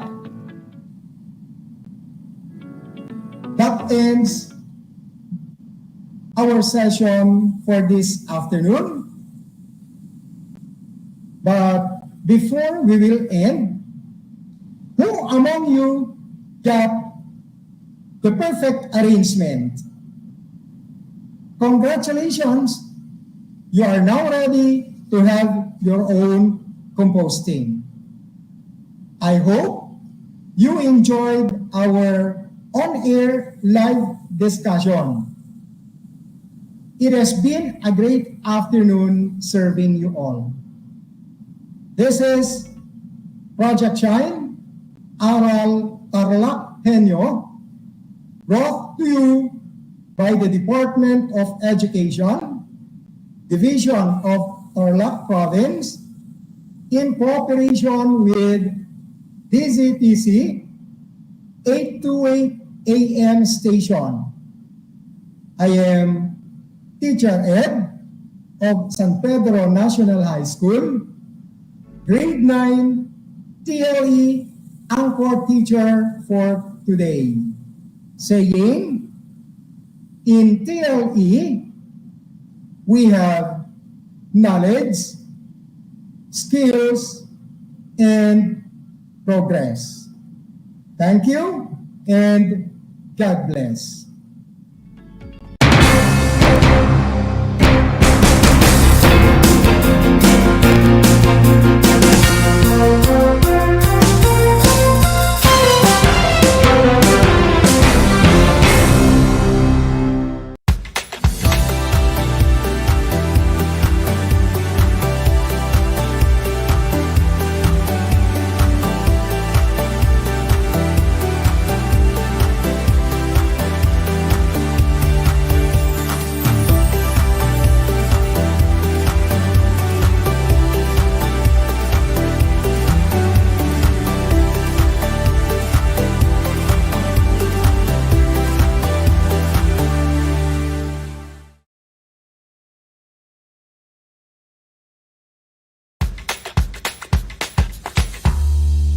Alam niyo ba na ang whale shark ay hindi isang whale? Ang whale shark o butanding ay kinikilalang world's largest fish at tinatawag gentle giants. May sukat itong 12 meters. Maliliit ang ngipin ng butanding, kaya naman planktons o maliliit na hipon at isda lang ang kaya nilang kainin. Simula noong 2011, marami nang nahumaling mag-whale shark watching sa Oslo, Cebu. Alam niyo na, yan ang whale shark!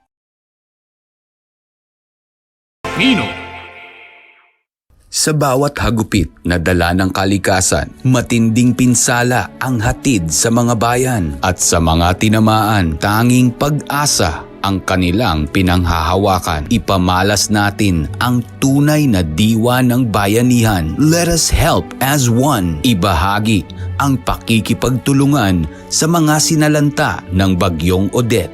Tulong Ka Pinoy. Tulong Ka Pinoy. A project of Ascenso Kapinoy Foundation Incorporated in cooperation with Radio Pilipino and 1FM. Ang anumang donasyon ng bawat isa sa atin ay napakalaking regalo na para sa ating mga Kapinoy na naging biktima ng Bagyong Odette. Amin po itong ipadadala sa mga typhoon-ravaged areas. Kaya sa mga nais tumulong, maaari po kayong magdeposito sa Ascenso Kapinoy Foundation UCPB account number 2010-30038-685 o pwede nyo ring dalhin sa aming himpilan. Tulong Ka Pinoy. Tulong Ka Pinoy. Tulong tayo Ka Pinoy. Para sa karagdagang impormasyon, bisitahin ang Radio Pilipino o 1FM Facebook page.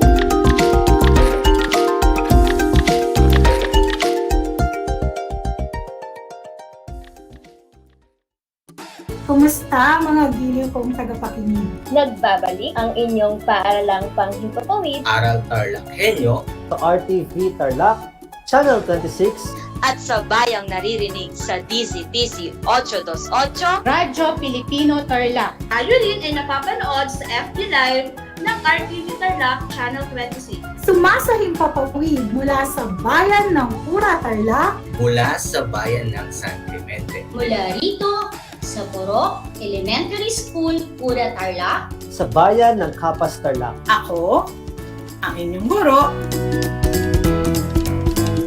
na maghahatid sa inyo ng makabuluhang pagtalakay sa ating aralin.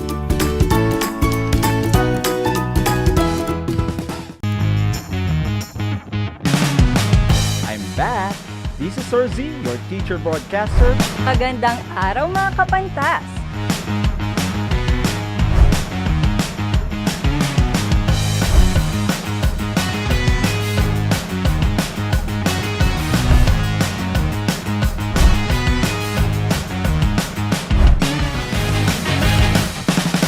Welcome to Aral TarlakHenyo.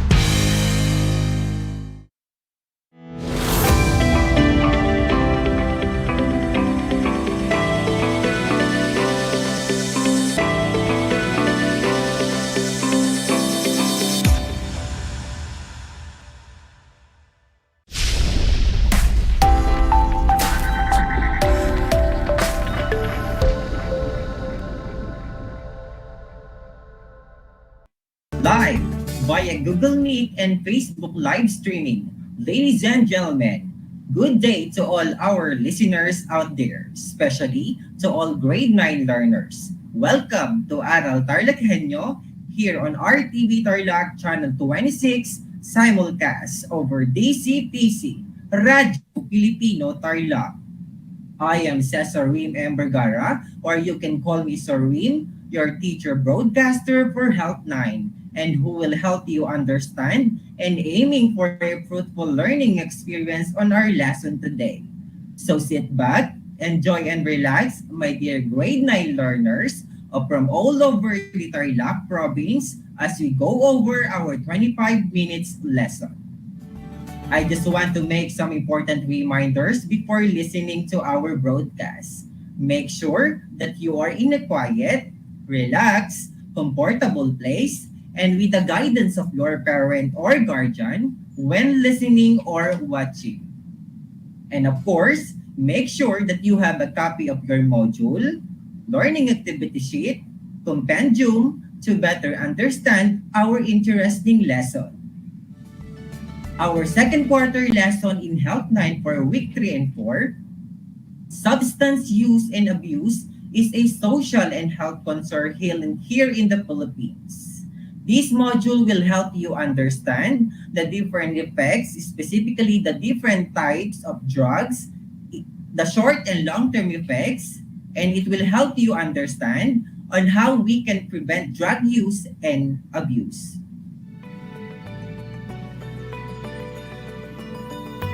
Okay, last time, or before we proceed to our topic, let me check first if you still remember our previous lesson that you had with your teacher. And for me to check your responses, you can post your answers on our Facebook live streaming, post a message on our group chat, or you can PM me through my number, 0906-381-3785. In that way, I can check if you are with me on this broadcast. Again, for me to check your responses, you can post your answers on our Facebook live streaming, post a message on our group chat, or you can PM me through my number. Okay? Last time, Teacher Abby discussed the different types of drugs and its classifications, as well as their description. Okay? This time, let's have a short berry game of identifying the different drugs and titles, namely. I will give you the meaning and description as well as the picture, and you will identify the different types of drugs after I counted 3, 2, 1, go. Then you have 10 seconds to answer on each number. Okay, let's start. Grade 9 students, This includes cigarettes and alcohol. These are legal drugs that a non-drug user might try, which can be lead him/her to more dangerous drugs such as marijuana and shabu. And please take note that teenagers who engage in our early smoking and early drinking have a higher chance of using and experimenting with dangerous drugs of abuse. Okay, name me in 3, 2, 1, go. Okay, what is your answer, grade 9 students? If your answer is gateway drugs, you've got the correct answer. Very good, grade 9 students. Moving forward to number 2, the drug use or these drugs slow down a person's central nervous system or the CNS, and these drugs also to help certain person to be less angry, less stressed or tense, relax muscles or nerves, and will surely make the patient sleepy. An example of this is alcohol. Name me in 3, 2, 1, go. And what do you think is the answer for this question? Okay, upon seeing your comments on our Facebook live streaming, most of you answered depressant. You've got it. Great job, grade 9 students. Moving on to our number 3. These drugs speed up a person's central nervous system, and these drugs have an opposite effect, depressant, and make a person's energy high. Perfect example for this that keeps you awake is coffee, found in caffeine, and nicotine, found in cigarettes. Okay? Name me in 3, 2, 1, go. What do you think is the answer for this question, grade 9 learners? If your answer is stimulant, great job, grade 9 learners. Moving forward to question number 4. These drugs help relieve pain and induce sleepiness. In medicine, these drugs are administered in moderation to patients with mental disorder and those in severe pain like cancer. Example for these are marijuana and cocaine. Okay? Name me in 3, 2, 1, go. Then what is your answer, grade 9 student? Okay, Riley Lagrimas, he answered narcotics. Very good, Riley. You've got the correct answer. And question number 5. These drugs distort what is real. It affects all senses and makes a user see, hear, and feel things don't exist in time being. Its name came from the word hallucination. Pretty obvious is the answer, right? Okay, name me in 3, 2, 1, go. So what do you think is the answer, grade 9 learners? Yes, absolutely. That is hallucinogens.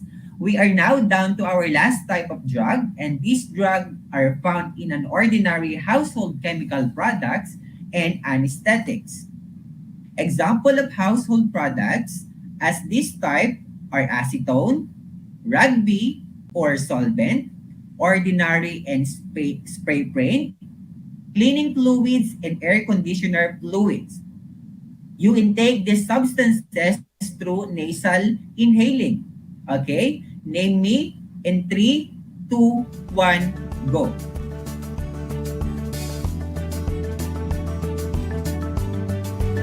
And if your answer is inhalants, you've got it correct, grade 9 learners.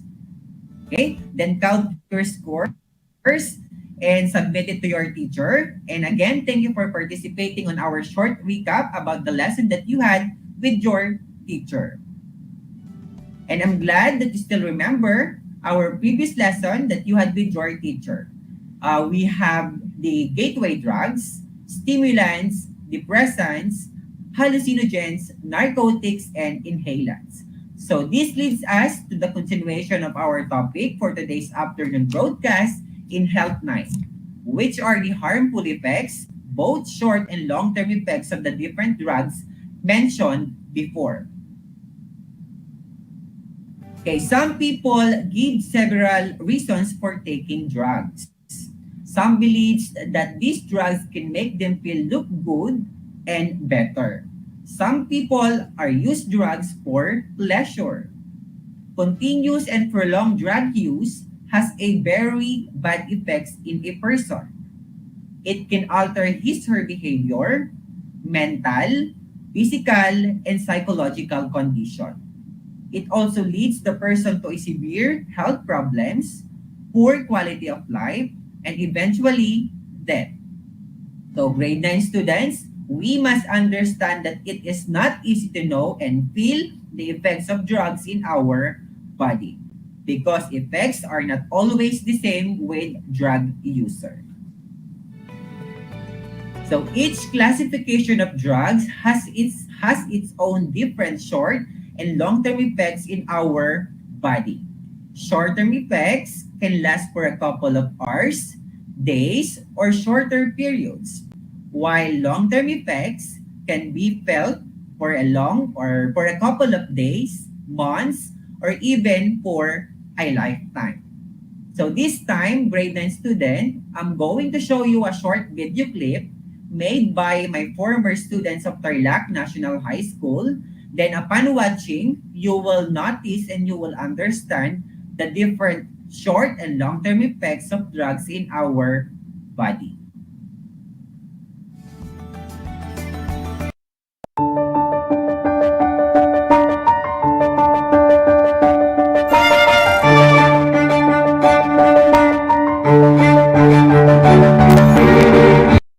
Akala ko dati imposibleng maramdaman kong ako'y nag-iisa. I mean, sa paanong paraan, di ba? Pinapalibutan ako ng mga tao. Kabilang lang naman ako sa isang pinakamasayang barkadahan na madaming humiling. Lagi nilang pinapatibay ang loob ng isa't isa at nagpangakong hindi nila ako iiwan. At syempre, my girlfriend, Claire, ang pinaka-sweet na babaeng nakilala ko. Ang kuya kong si Carlo ay lagi akong sinusuportahan at binibigyan ng inspirasyon. At nabigyan din ako ng mga magulang na may matibay na relasyon at nagmamahalan. At ang ading kong si Neo, kahit minsan may top-up, I cherish them more than anything. Para lang fairy tale ang pagka-perfecto ng buhay ko. Or at least, yun ang nakikita ng mga tao sa paligid ko. O kaya yun na lang ang gusto kong makita nila. Kasi, mas madali ang lahat sa paraan na yun.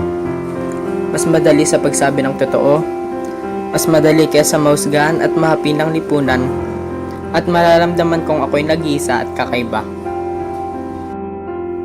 Sa panahon kasi ngayon, mas mahalaga na ang popularidad kaysa sa totoong nararamdaman ng isang tao. Kaya naman nung araw na dumaan ako sa madaming pagsubok, at tila sinusubukan talaga ng tadhana kung hanggang saan naabot ang aking timpi.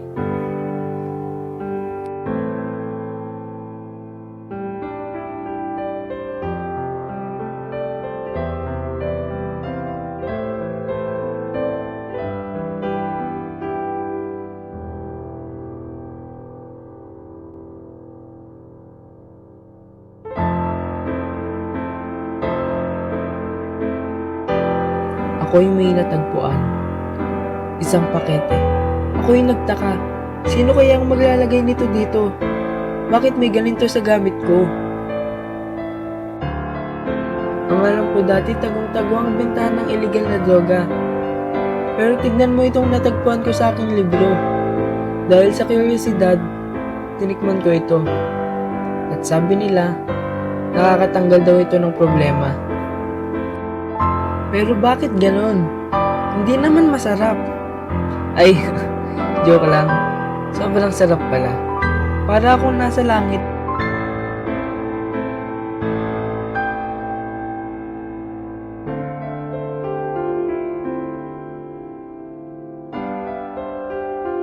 Hanggang sa nakatulog ako. Paggising ko, balik sa katotohanan. Inaapi pa din ako ng mga kaibigan ko. At syempre, may away pa din kami ng tampuhin kong girlfriend. Ay,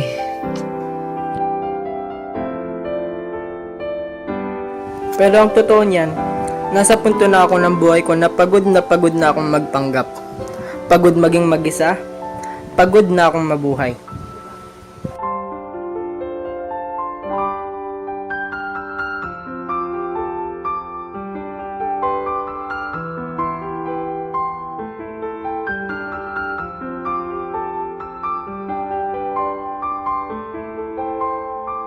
At oo, alam ko ang iniisip nyo, na naghahanap lang ako ng atensyon.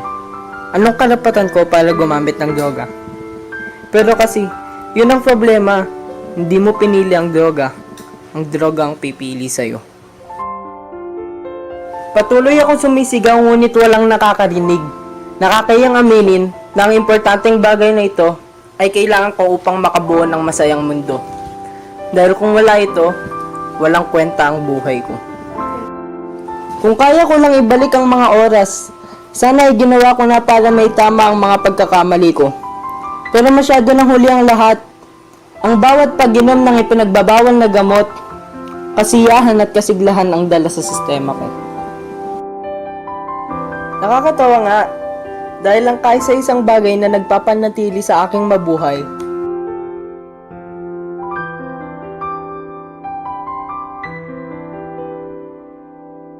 ay ang bagay na sa akin papatay.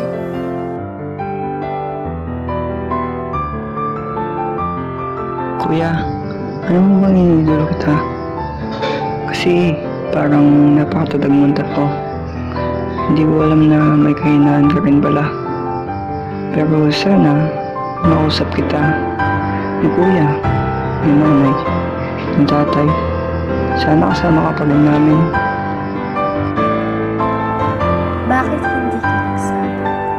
Nandito lang naman ako para umintindi at makinig sa mga problema mo. Dahil pinangako ko na kahit mahirap man yan o hindi, ay sasamahan pa rin kita. Tol, sa sobrang seryoso mo sa buhay madalas ka namin inaasar. Pero alam mo naman na biro lang iyon, di ba? Gusto ka lang naman namin mapasaya, pero hindi sa ganong paraan.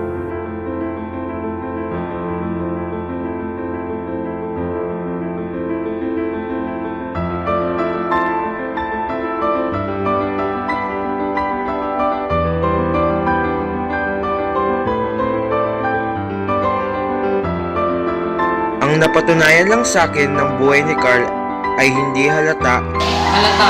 Halata kung sino ang gumagamit ng droga.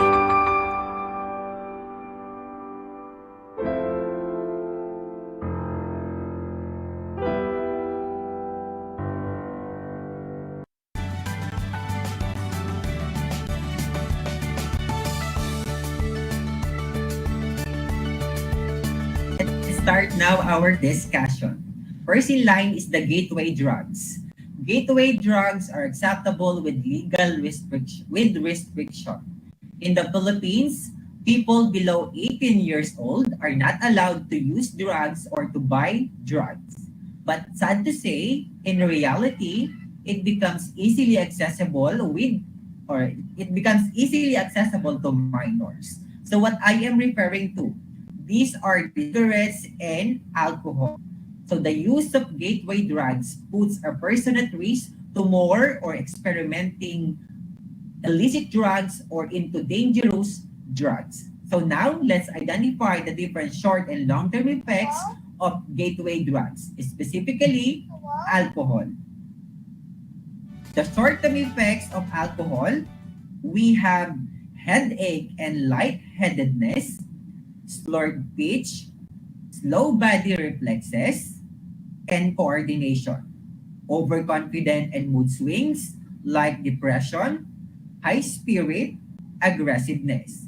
And the long-term effects of alcohol is damage of the organs like liver, heart, colon, and brain, cancer, and cardiovascular diseases, and also cirrhosis of the liver, and poor study and work performance. Second gateway drugs are tobacco or cigarettes.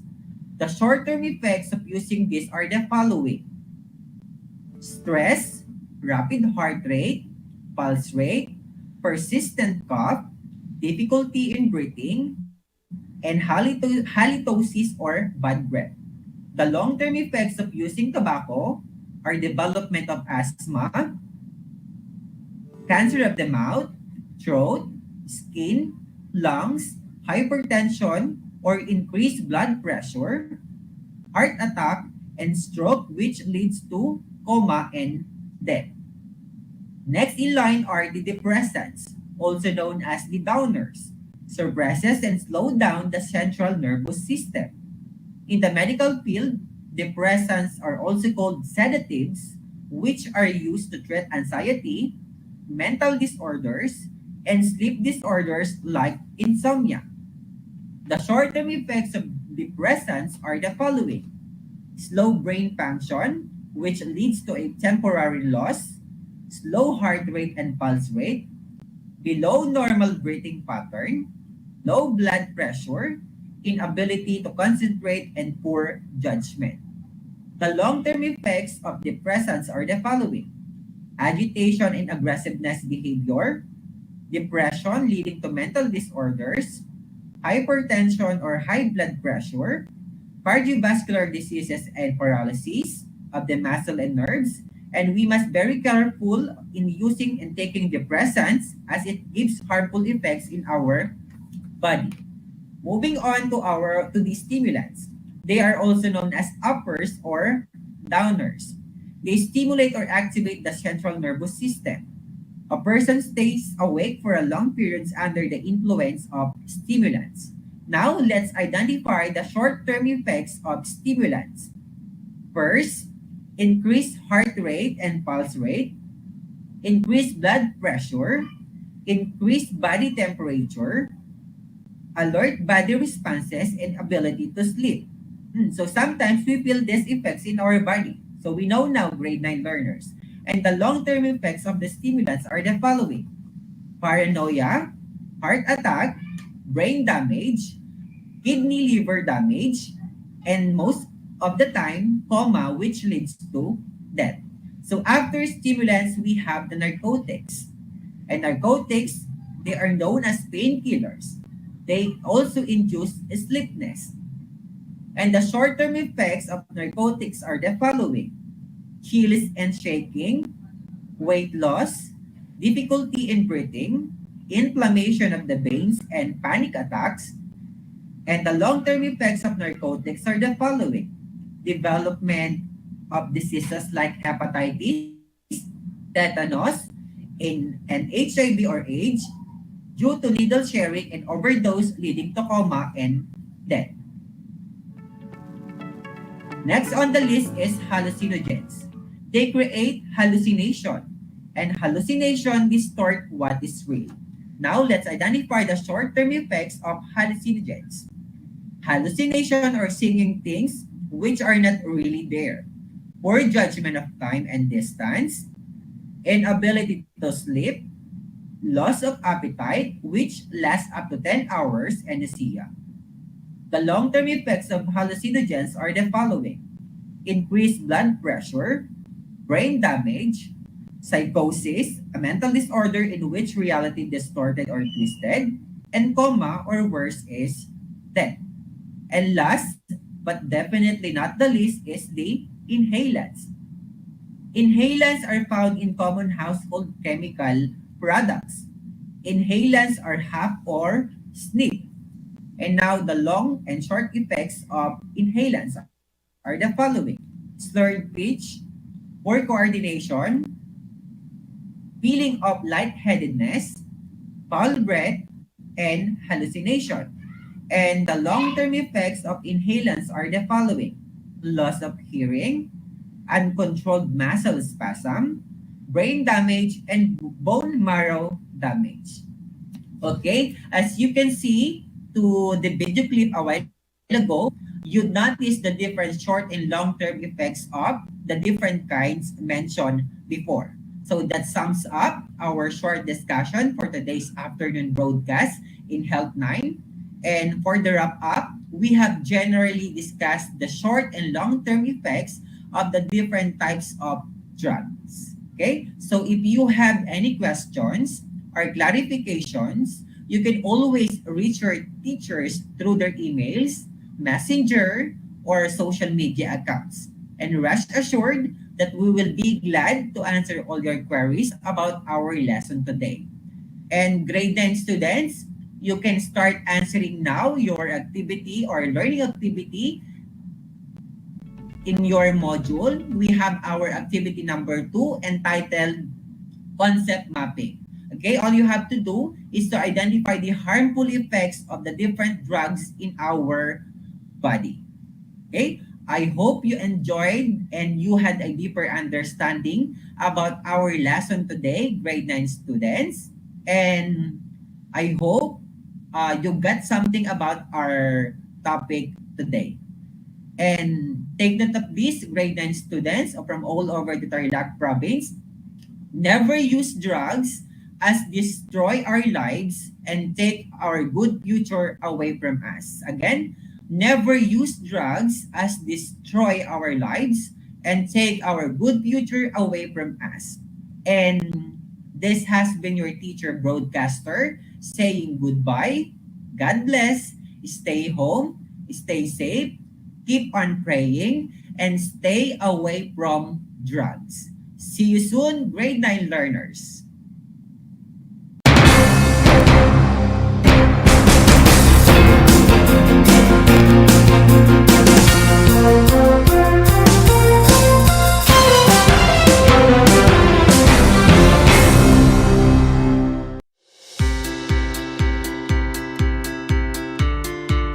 Upang matugunan ang mga kinakaharap na pagsubok ng mga guro at mag-aaral sa gitna ng kasalukuyang pandemya, nagsanib tulong sina Congressman Charlie Cojuangco ng unang distrito ng Tarlac, DEPED Region 3 Regional Director Dr. May B. Eclar at Tarlac Schools Division Superintendent Dr. Ronaldo Pozon para sa isang napapanahong proyekto na tinaguriang Project Shine, Aral TarlakHenyo.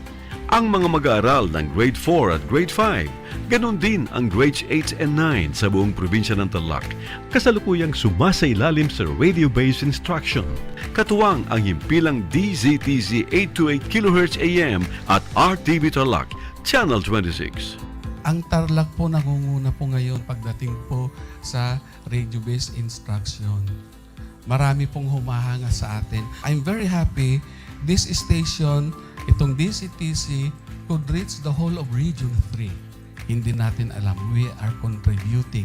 We are creating a very big dent in the history of Philippine education. And I am proud. I am here in Tarlac. This is the noble cause of education in which you and I, without you knowing it, we are bound to do.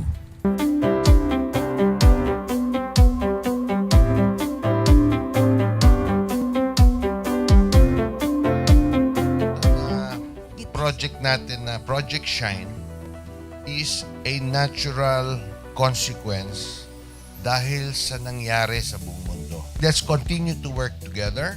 I think it's very Filipino to practice bayanihan in anything or most of the things that we do.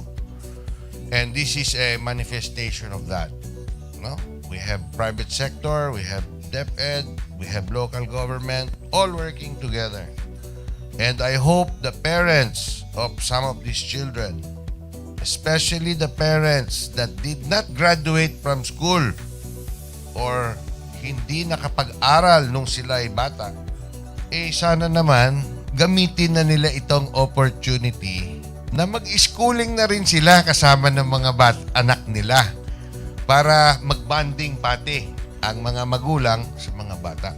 I look at this as doing God's work. Diba? So if you do God's work, it feels right. It's righteous. It's for good, not for evil. Good morning and happy learning, grade 4. Welcome to Aral TarlakHenyo here on RTV Tarlac, Channel 26. Simulcast over DZDZ 828, Radio Filipino Tarlac. I am Teacher Mercy Pacheco Bognot. This is Alistair Aidatu.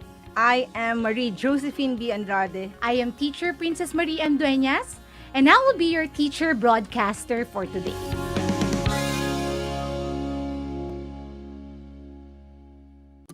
Kumusta mga giliw kong tagapakinig? Nagbabalik ang inyong paaralang panghimpapawid, Aral TarlakHenyo, Sa RTV Tarlac, Channel 26, at sa bayang naririnig sa DZDZ 828, Radyo Pilipino Tarlac. Tayo rin ay napapanood sa FB Live ng RTV Tarlac Channel 26. Sumasahimpapawid mula sa bayan ng Pura Tarlac, mula sa bayan ng San Clemente. Mula rito sa Borok Elementary School, Pura Tarlac, sa bayan ng Capas Tarlac. Ako, ang inyong guro, na maghahatid sa inyo ng makabuluhang pagtalakay sa ating aralin.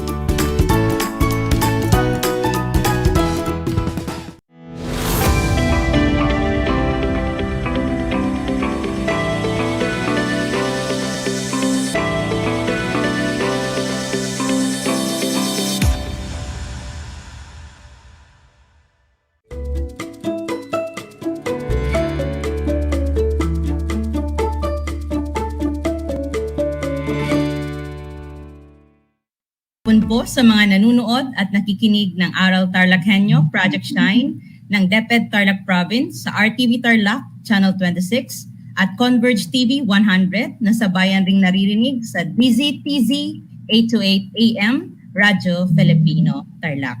Welcome po sa ating PSDSR. Ako po si Dr. Marisa M. Damian, Public Schools District Supervisor ng Victoria West District. Sumasahim papawid live mula sa bayan ng Victoria, ang inyong magiging host for today. So kasama po natin ngayon ang mabait, masipag, and of course, good-looking na Public Schools District Supervisor ng Hirona South District, Sir Peter Orsame. Hello, Sir Peter. Good afternoon po. Batiin po natin yung ating mga viewers and listeners. Sir Peter. Hello, Ma'am Marisa. Magandang hapon. At magandang hapon din sa lahat ng nakikinig at nanonood ng Aral TarlakHenyo Project Shine dito sa RTV Tarlac Channel 26 at Converge TV 100 na sa bayan ring naririnig sa DCTC 828 AM Radyo Pilipino Tarlac. Magandang hapon po sa ating lahat. Yan. Thank you, sir. Kumusta po naman, sir, ang Hirona South District? Ito, ma'am, katapos ng pre-validation ng school sa aming distrito para sa pilot conduct ng limited face-to-face classes. Dito sa Hirona South District ay may 5 schools na nag-signify ng intention to pilot limited face-to-face classes dito sa ating division. Ito ay ang Hirona South Central Elementary School, Amakalan Integrated School, Pularit Elementary School, Parsulingan Elementary School at Salapungan Elementary School, ma'am. Wow, saktong-sakto, sir. So fresh na fresh from Division Pre-Validation of the Readiness of Schools for the Limited face-to-face classes. So sa ating mga viewers, maririnig po natin ngayon ang mga fresh na balita coming from our guest, Sir Peter Orsame. So tama, sir, ano? Fresh from the pre-validation. Yes, Ma'am Marisa, fresh from pre-validation. Opo. So napapanahong usapan, dear viewers and listeners, the preparation for the limited face-to-face classes ngayong panahon ng pandemya. So sa ating mga nakikinig ngayong hapon dito sa ating PSDSR, ang pag-uusapan po natin kasama ang ating guest, PSDS ngayong hapon ay ang paghahanda at aksyon ng kanilang distrito which is Hirona South District sa gaganaping limited face-to-face classes. Kaya na nga ba? Aalimin po natin, kaya na nga ba? At ready na nga ba ang Herona South District sa implementation ng face-to-face classes? Actually, isa po ang Herona South District sa mga pilot implementers dito sa ating division for the conduct of limited face-to-face. So, Sir Peter, yung talakayan po natin ngayong year 2 ng Aral TarlakHenyo Project Shine sa PSDSR ay umiikot sa temang pressures, measures, and treasures. PMT, sabi nga natin, sir. Pressures, measures, and treasures. Ito po yung pag-usapan natin. Ito yung mga PMT na related sa paghahanda nyo for the limited face-to-face classes sa inyong distrito. So kami po ay nagpapasalamat at natutuwa dahil pinaunlakan nyo po yung panayam na ito dahil alam namin sa mga nakikinig po si Sir, katatapos lang nilang nag-validate ngayong araw. Talagang Sir, pasok ka na kasi magsisimula na tayo. Katatapos lang ng pre-validation, binisita po ang Herona South District ng ating mga division validator. So malaking bagay Sir na kahit talagang alam kong busy kayo, magandang bagay na marinig namin sa inyo, fresh from you, yung mga napapanahong balita, mainit-init na balita, sabi nga natin, your best practices and interventions para makatulong din sa mga ibang schools na nakikinig ngayon na ongoing din ang kanilang preparation for the pilot implementation of face-to-face classes dito sa Tarlac. So handa ka na ba, Sir Peter? Handa na, Ma'am Marisa. Ayan, salamat po. So, Sir Peter, gayang nabanggit ko kanina, no, pag-usapan natin yung pressures. Ano ba yung pressures na ito? Ito yung mga challenges na naranasan natin during the preparation ng limited face-to-face na mga ginagawa po natin sa distrito nyo while doing sabi nga natin, yung preparation ninyo for the upcoming limited face-to-face. And also, yung measures po, ito naman yung mga interventions ninyo, innovations ninyo to address the challenges encountered sa mga nakita nyo po during your preparation. At syempre yung panghuli, yung inyong mga treasures or yung mga lessons learned ninyo mula sa mga pangyayaring ito. Syempre as the leader at saka through your leadership sa Herona South District, nasaksihan nyo po yan. At isa kayo sa nagbigay ng technical assistance sa kanila for this pilot implementation. Sir? Yes, Ma'am Marisa. Nakakasaya rin na ipaalam at ikwento sa inyo ang mga pressures, measures, and treasures ng Herona South District sa paghahanda ng limited face-to-face. Ito nga, ano ang katatapos lang namin ng pre-validation sa mga nag-signify ng intention to participate sa limited face-to-face. Sana makatulong ang talakayan ito para sa paghahanda rin ng ibang schools para sa face-to-face. Yes sir, surely makakatulong ito. Mainit-init na balita. Kaya nga sir, hindi namin pinalagpas ang pagkakataon na kayo yung kahit yung una sir, di ba? Kasabay ang Ma'am Marisa, pwede bang maiba yung ating interview? Pero salamat po sa pagpapaunlak kasi iba yung marinig talaga namin sa inyo yung mga nangyari at mga hakbang nyo para makapag-ready rin po yung ibang mga kasamahan natin dito sa Tarlac para sa implementation ng face-to-face. So sir, kwentuhan nyo naman kami regarding sa inyong mga paghahanda bago ang validation and during the validation na rin po sir. Sa katunayan po, Manang Marisa, nung nabasa namin ang content ng School Readiness Assessment Survey, hindi namin alam kung paano namin isa-isahin at isagawa ng mga kinakailangan para sa face-to-face.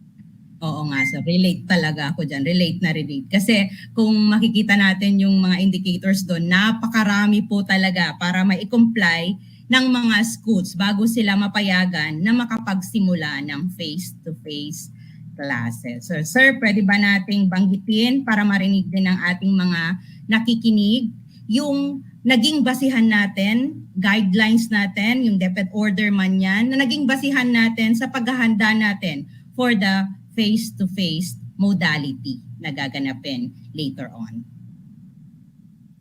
Ma'am Marisa, ito yung enclosure sa DEPED Order 71, Series 2021. Yung School Safety Assessment Tool, 2021 for the pilot study on the face-to-face learning modality. Gayon din yung DEPED DOH Joint Circular Number 1 Series of 2021. O yan, listeners and viewers, narinig po ninyo, no? DEPED Order 71 Series of 2021 and DEPED DOH Joint Circular 1 Series of 2021 para po ma-download din po ninyo at mabasa ninyo para mas lalo tayong maging aware at maliwanagan sa mga kailangan nating i-ready sa sa face-to-face learning modality na i-implement na po natin. So makikita natin doon talaga maraming indicators na kailangan nating i-comply and kailangan yes po lahat bago tayo mapayagan. Di ba, sir?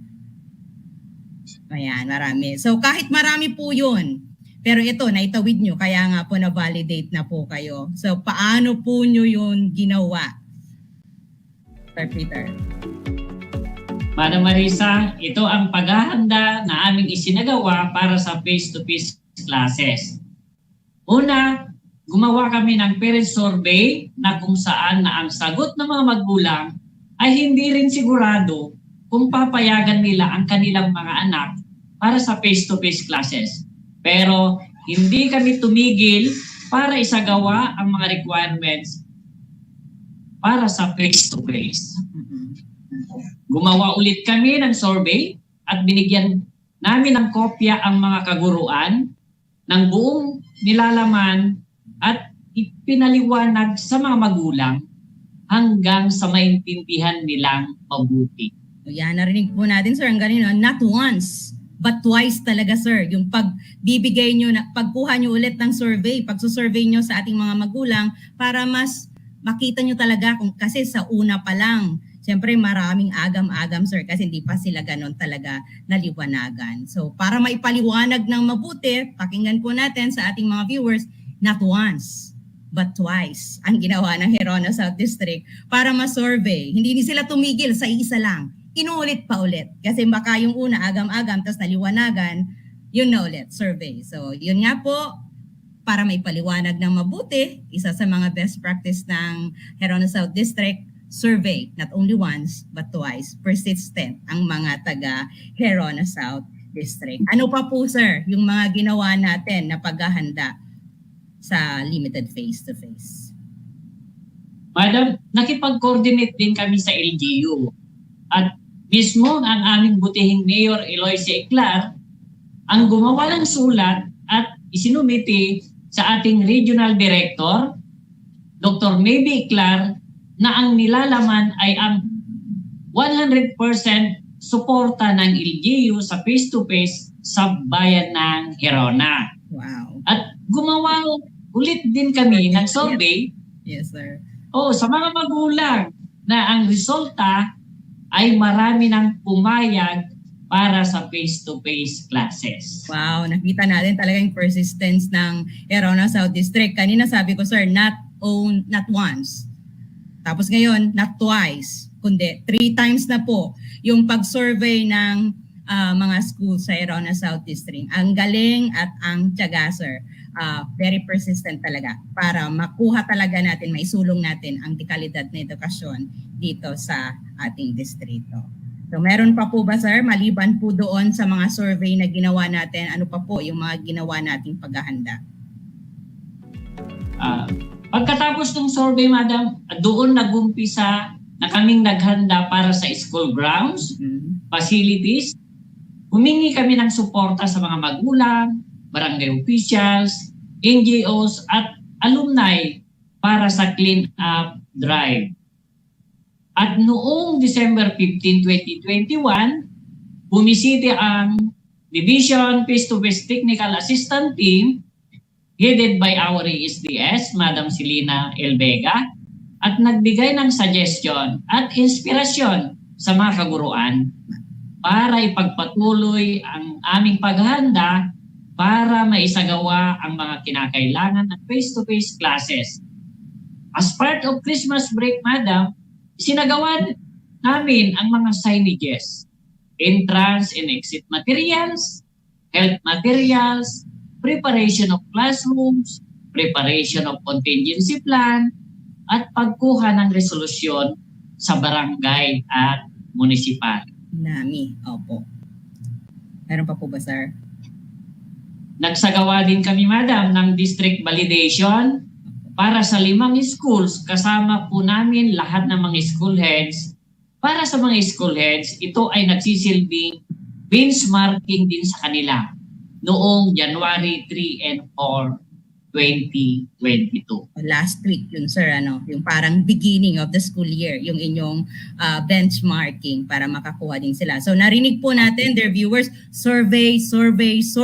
O yan, kasi 3 before sila naganda. Siyempre nga naman, sir, paano ka maganda kung wala naman palang willing? Sabi nga natin, kailangan kunin muna natin yung willingness bago natin ituloy. Kasi sayang naman ang preparation kung wala naman tayong paghahandaan. So napakaganda po ng mga steps nila in the implement. At syempre, narinig natin coming from, sir, yung 100% support at sila na mismo yung nagbigay, di ba, sir, ng sa ating mayor, regional director. So sa mga nakita po ninyong challenges during the preparation, ano po yung mga ginawa ninyong intervention, sir? Ang mga intervention sa aming naisagawa ay ang mga sumusunod, madam. Una, humingi kami ng tulong para sa manpower, sa mga barangay officials, orphans, magulang, at NGOs. Pangalawa, nag-solicit ng gamit tulad ng pintura, simento, tali, at merienda sa mga magulang at kaguruan. Meron ding printing materials from MOOE Fund, paghahanda sa classrooms galing sa mga magulang at kaguruan na laging nakasubaybay at sumusuporta. Mga tarpaulin na galing sa mga external stakeholder. Pero hanggang ngayon, pinaghahandaan pa rin namin ang mga ibang requirements para sa face-to-face actual validation sa January 18, 2022.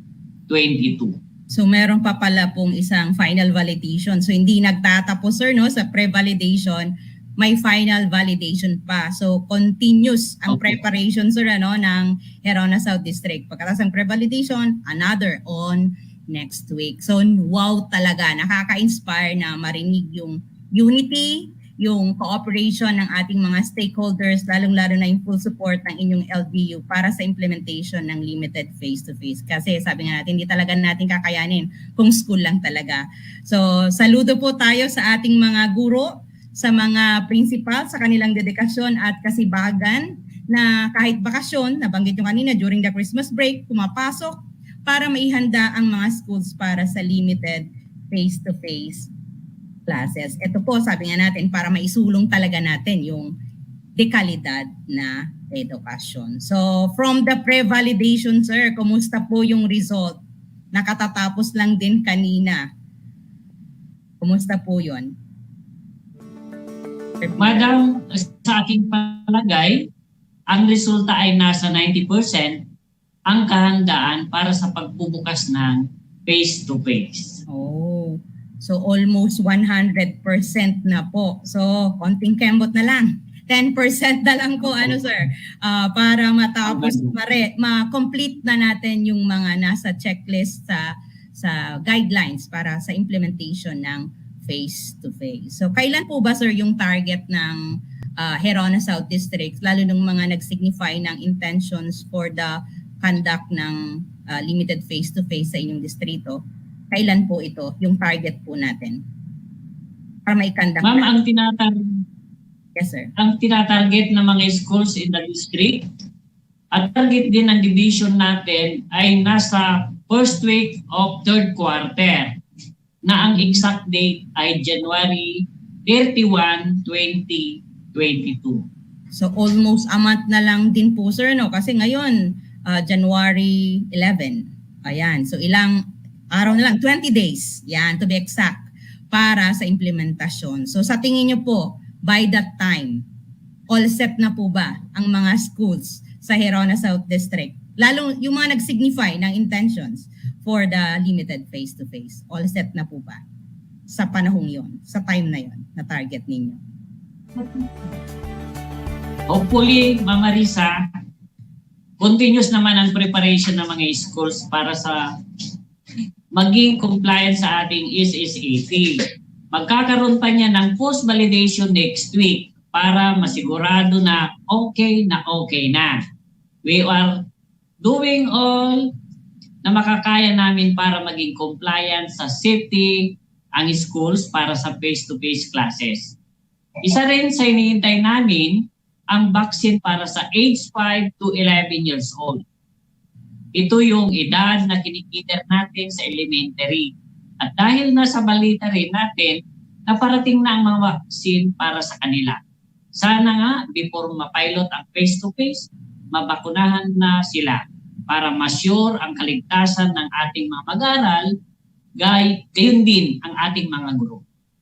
Yan. Amen for that, sir. Sana nga po, sana maging safe at okay ang lahat para sa tagumpay ng face-to-face implementation natin. Comes January 31, 2022. Narinig ko nga rin yan, sir, yung balita. At nung narinig ko nga yung balita, sinare ko din agad sa ating mga kasamaan dito para maalis din ng konti yung agam-agam na yan. So siguro magiging challenge na naman yan, sir, no? Yung encourage natin yung mga bata na mag-vaccine. So that's one of magiging challenge na naman natin sa susunod na implementation pag dumating na.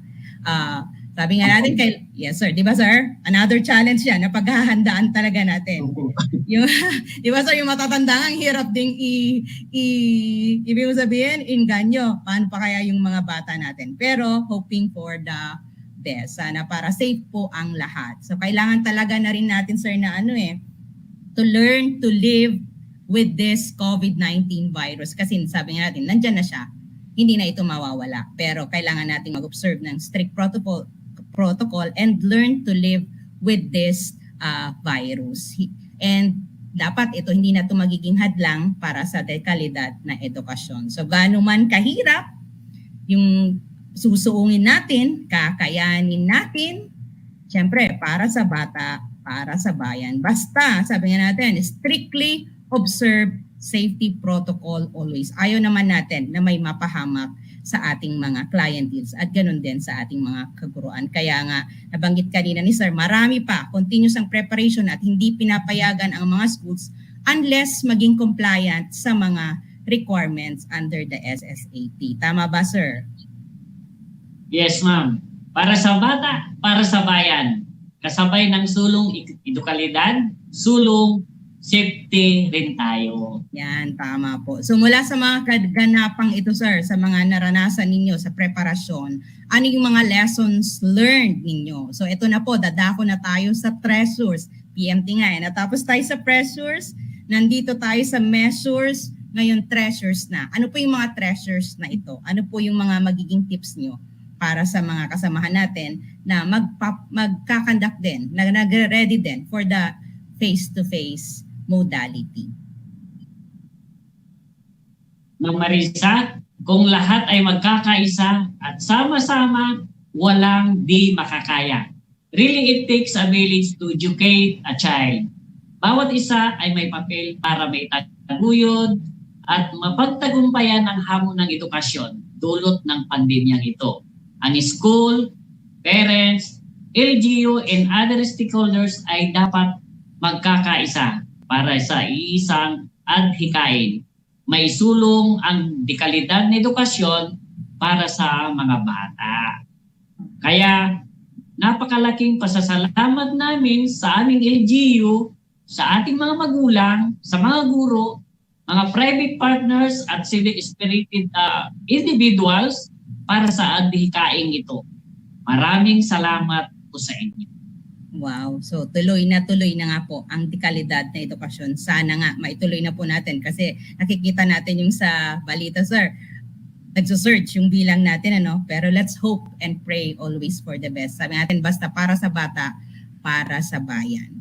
So salamat Sir Peter sa pagpapaunlak nyo po ng panayam. Ang dami ko pa sanang gustong tanungin, sir, kasi gusto ko rin sanang tanungin ano yung mga pwede, ano yung bawal sa loob ng classroom. Pero nakita ko yung orasan natin, limited yung oras. Siguro next time po, tatanungin namin ulit kayo doon regarding sa mga paghahanda din sa mga classroom para hindi nasasayang nga yung mga resources natin sa ating mga schools. So I'm sure maraming napulot po yung ating mga nanood, especially our school heads, our teachers, our parents, and LGU na nakikinig ngayon na pwede nating i-apply also in our preparation. So talagang hindi, nakita po yung una, no? Survey.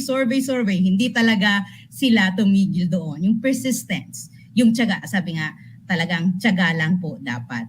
Ito po yung mga ginawa ng ating sa distrito ng Division of Tarlac Province, ang Hirona South District. So pwede po natin itong ma-benchmark at maging batayan din natin in preparing our schools for the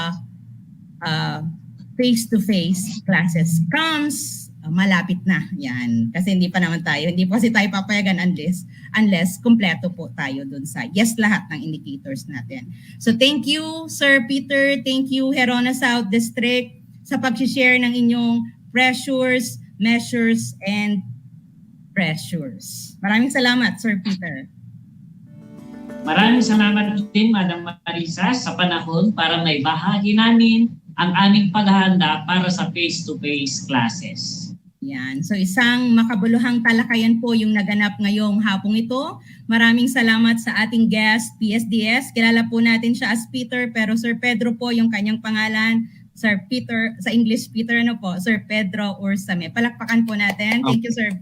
And thank you din po sa Hirona South District. At sa lahat na rin po ng sumaybaybay sa segment na ito, maraming salamat po sa inyong lahat. So bago tayo magtapos, Sir, may mensahe po ba kayo sa ating mga tagapakinig?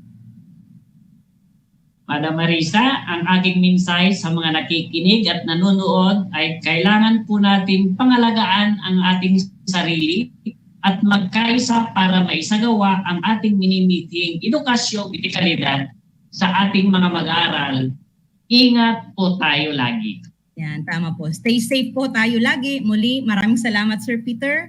Maraming salamat muli sa Hirona South District. Maraming salamat rin sa lahat ng nakinig at nanood sa segment po natin ito. So, dito po sa ating talakayan, napatunayan natin na basta't sama-sama, kayang-kaya. Kung gusto, maraming paraan. Sabay-sabay tayong aahon, sabay-sabay tayong babangon. So ito po ang inyong lingkod, Marisa M. Damian, mula sa Victoria West District, dito sa bayan ng Victoria. Hashtag, Angat Tarlac, Rise Tarlac, Shine Tarlac, to God be the glory. God bless everyone.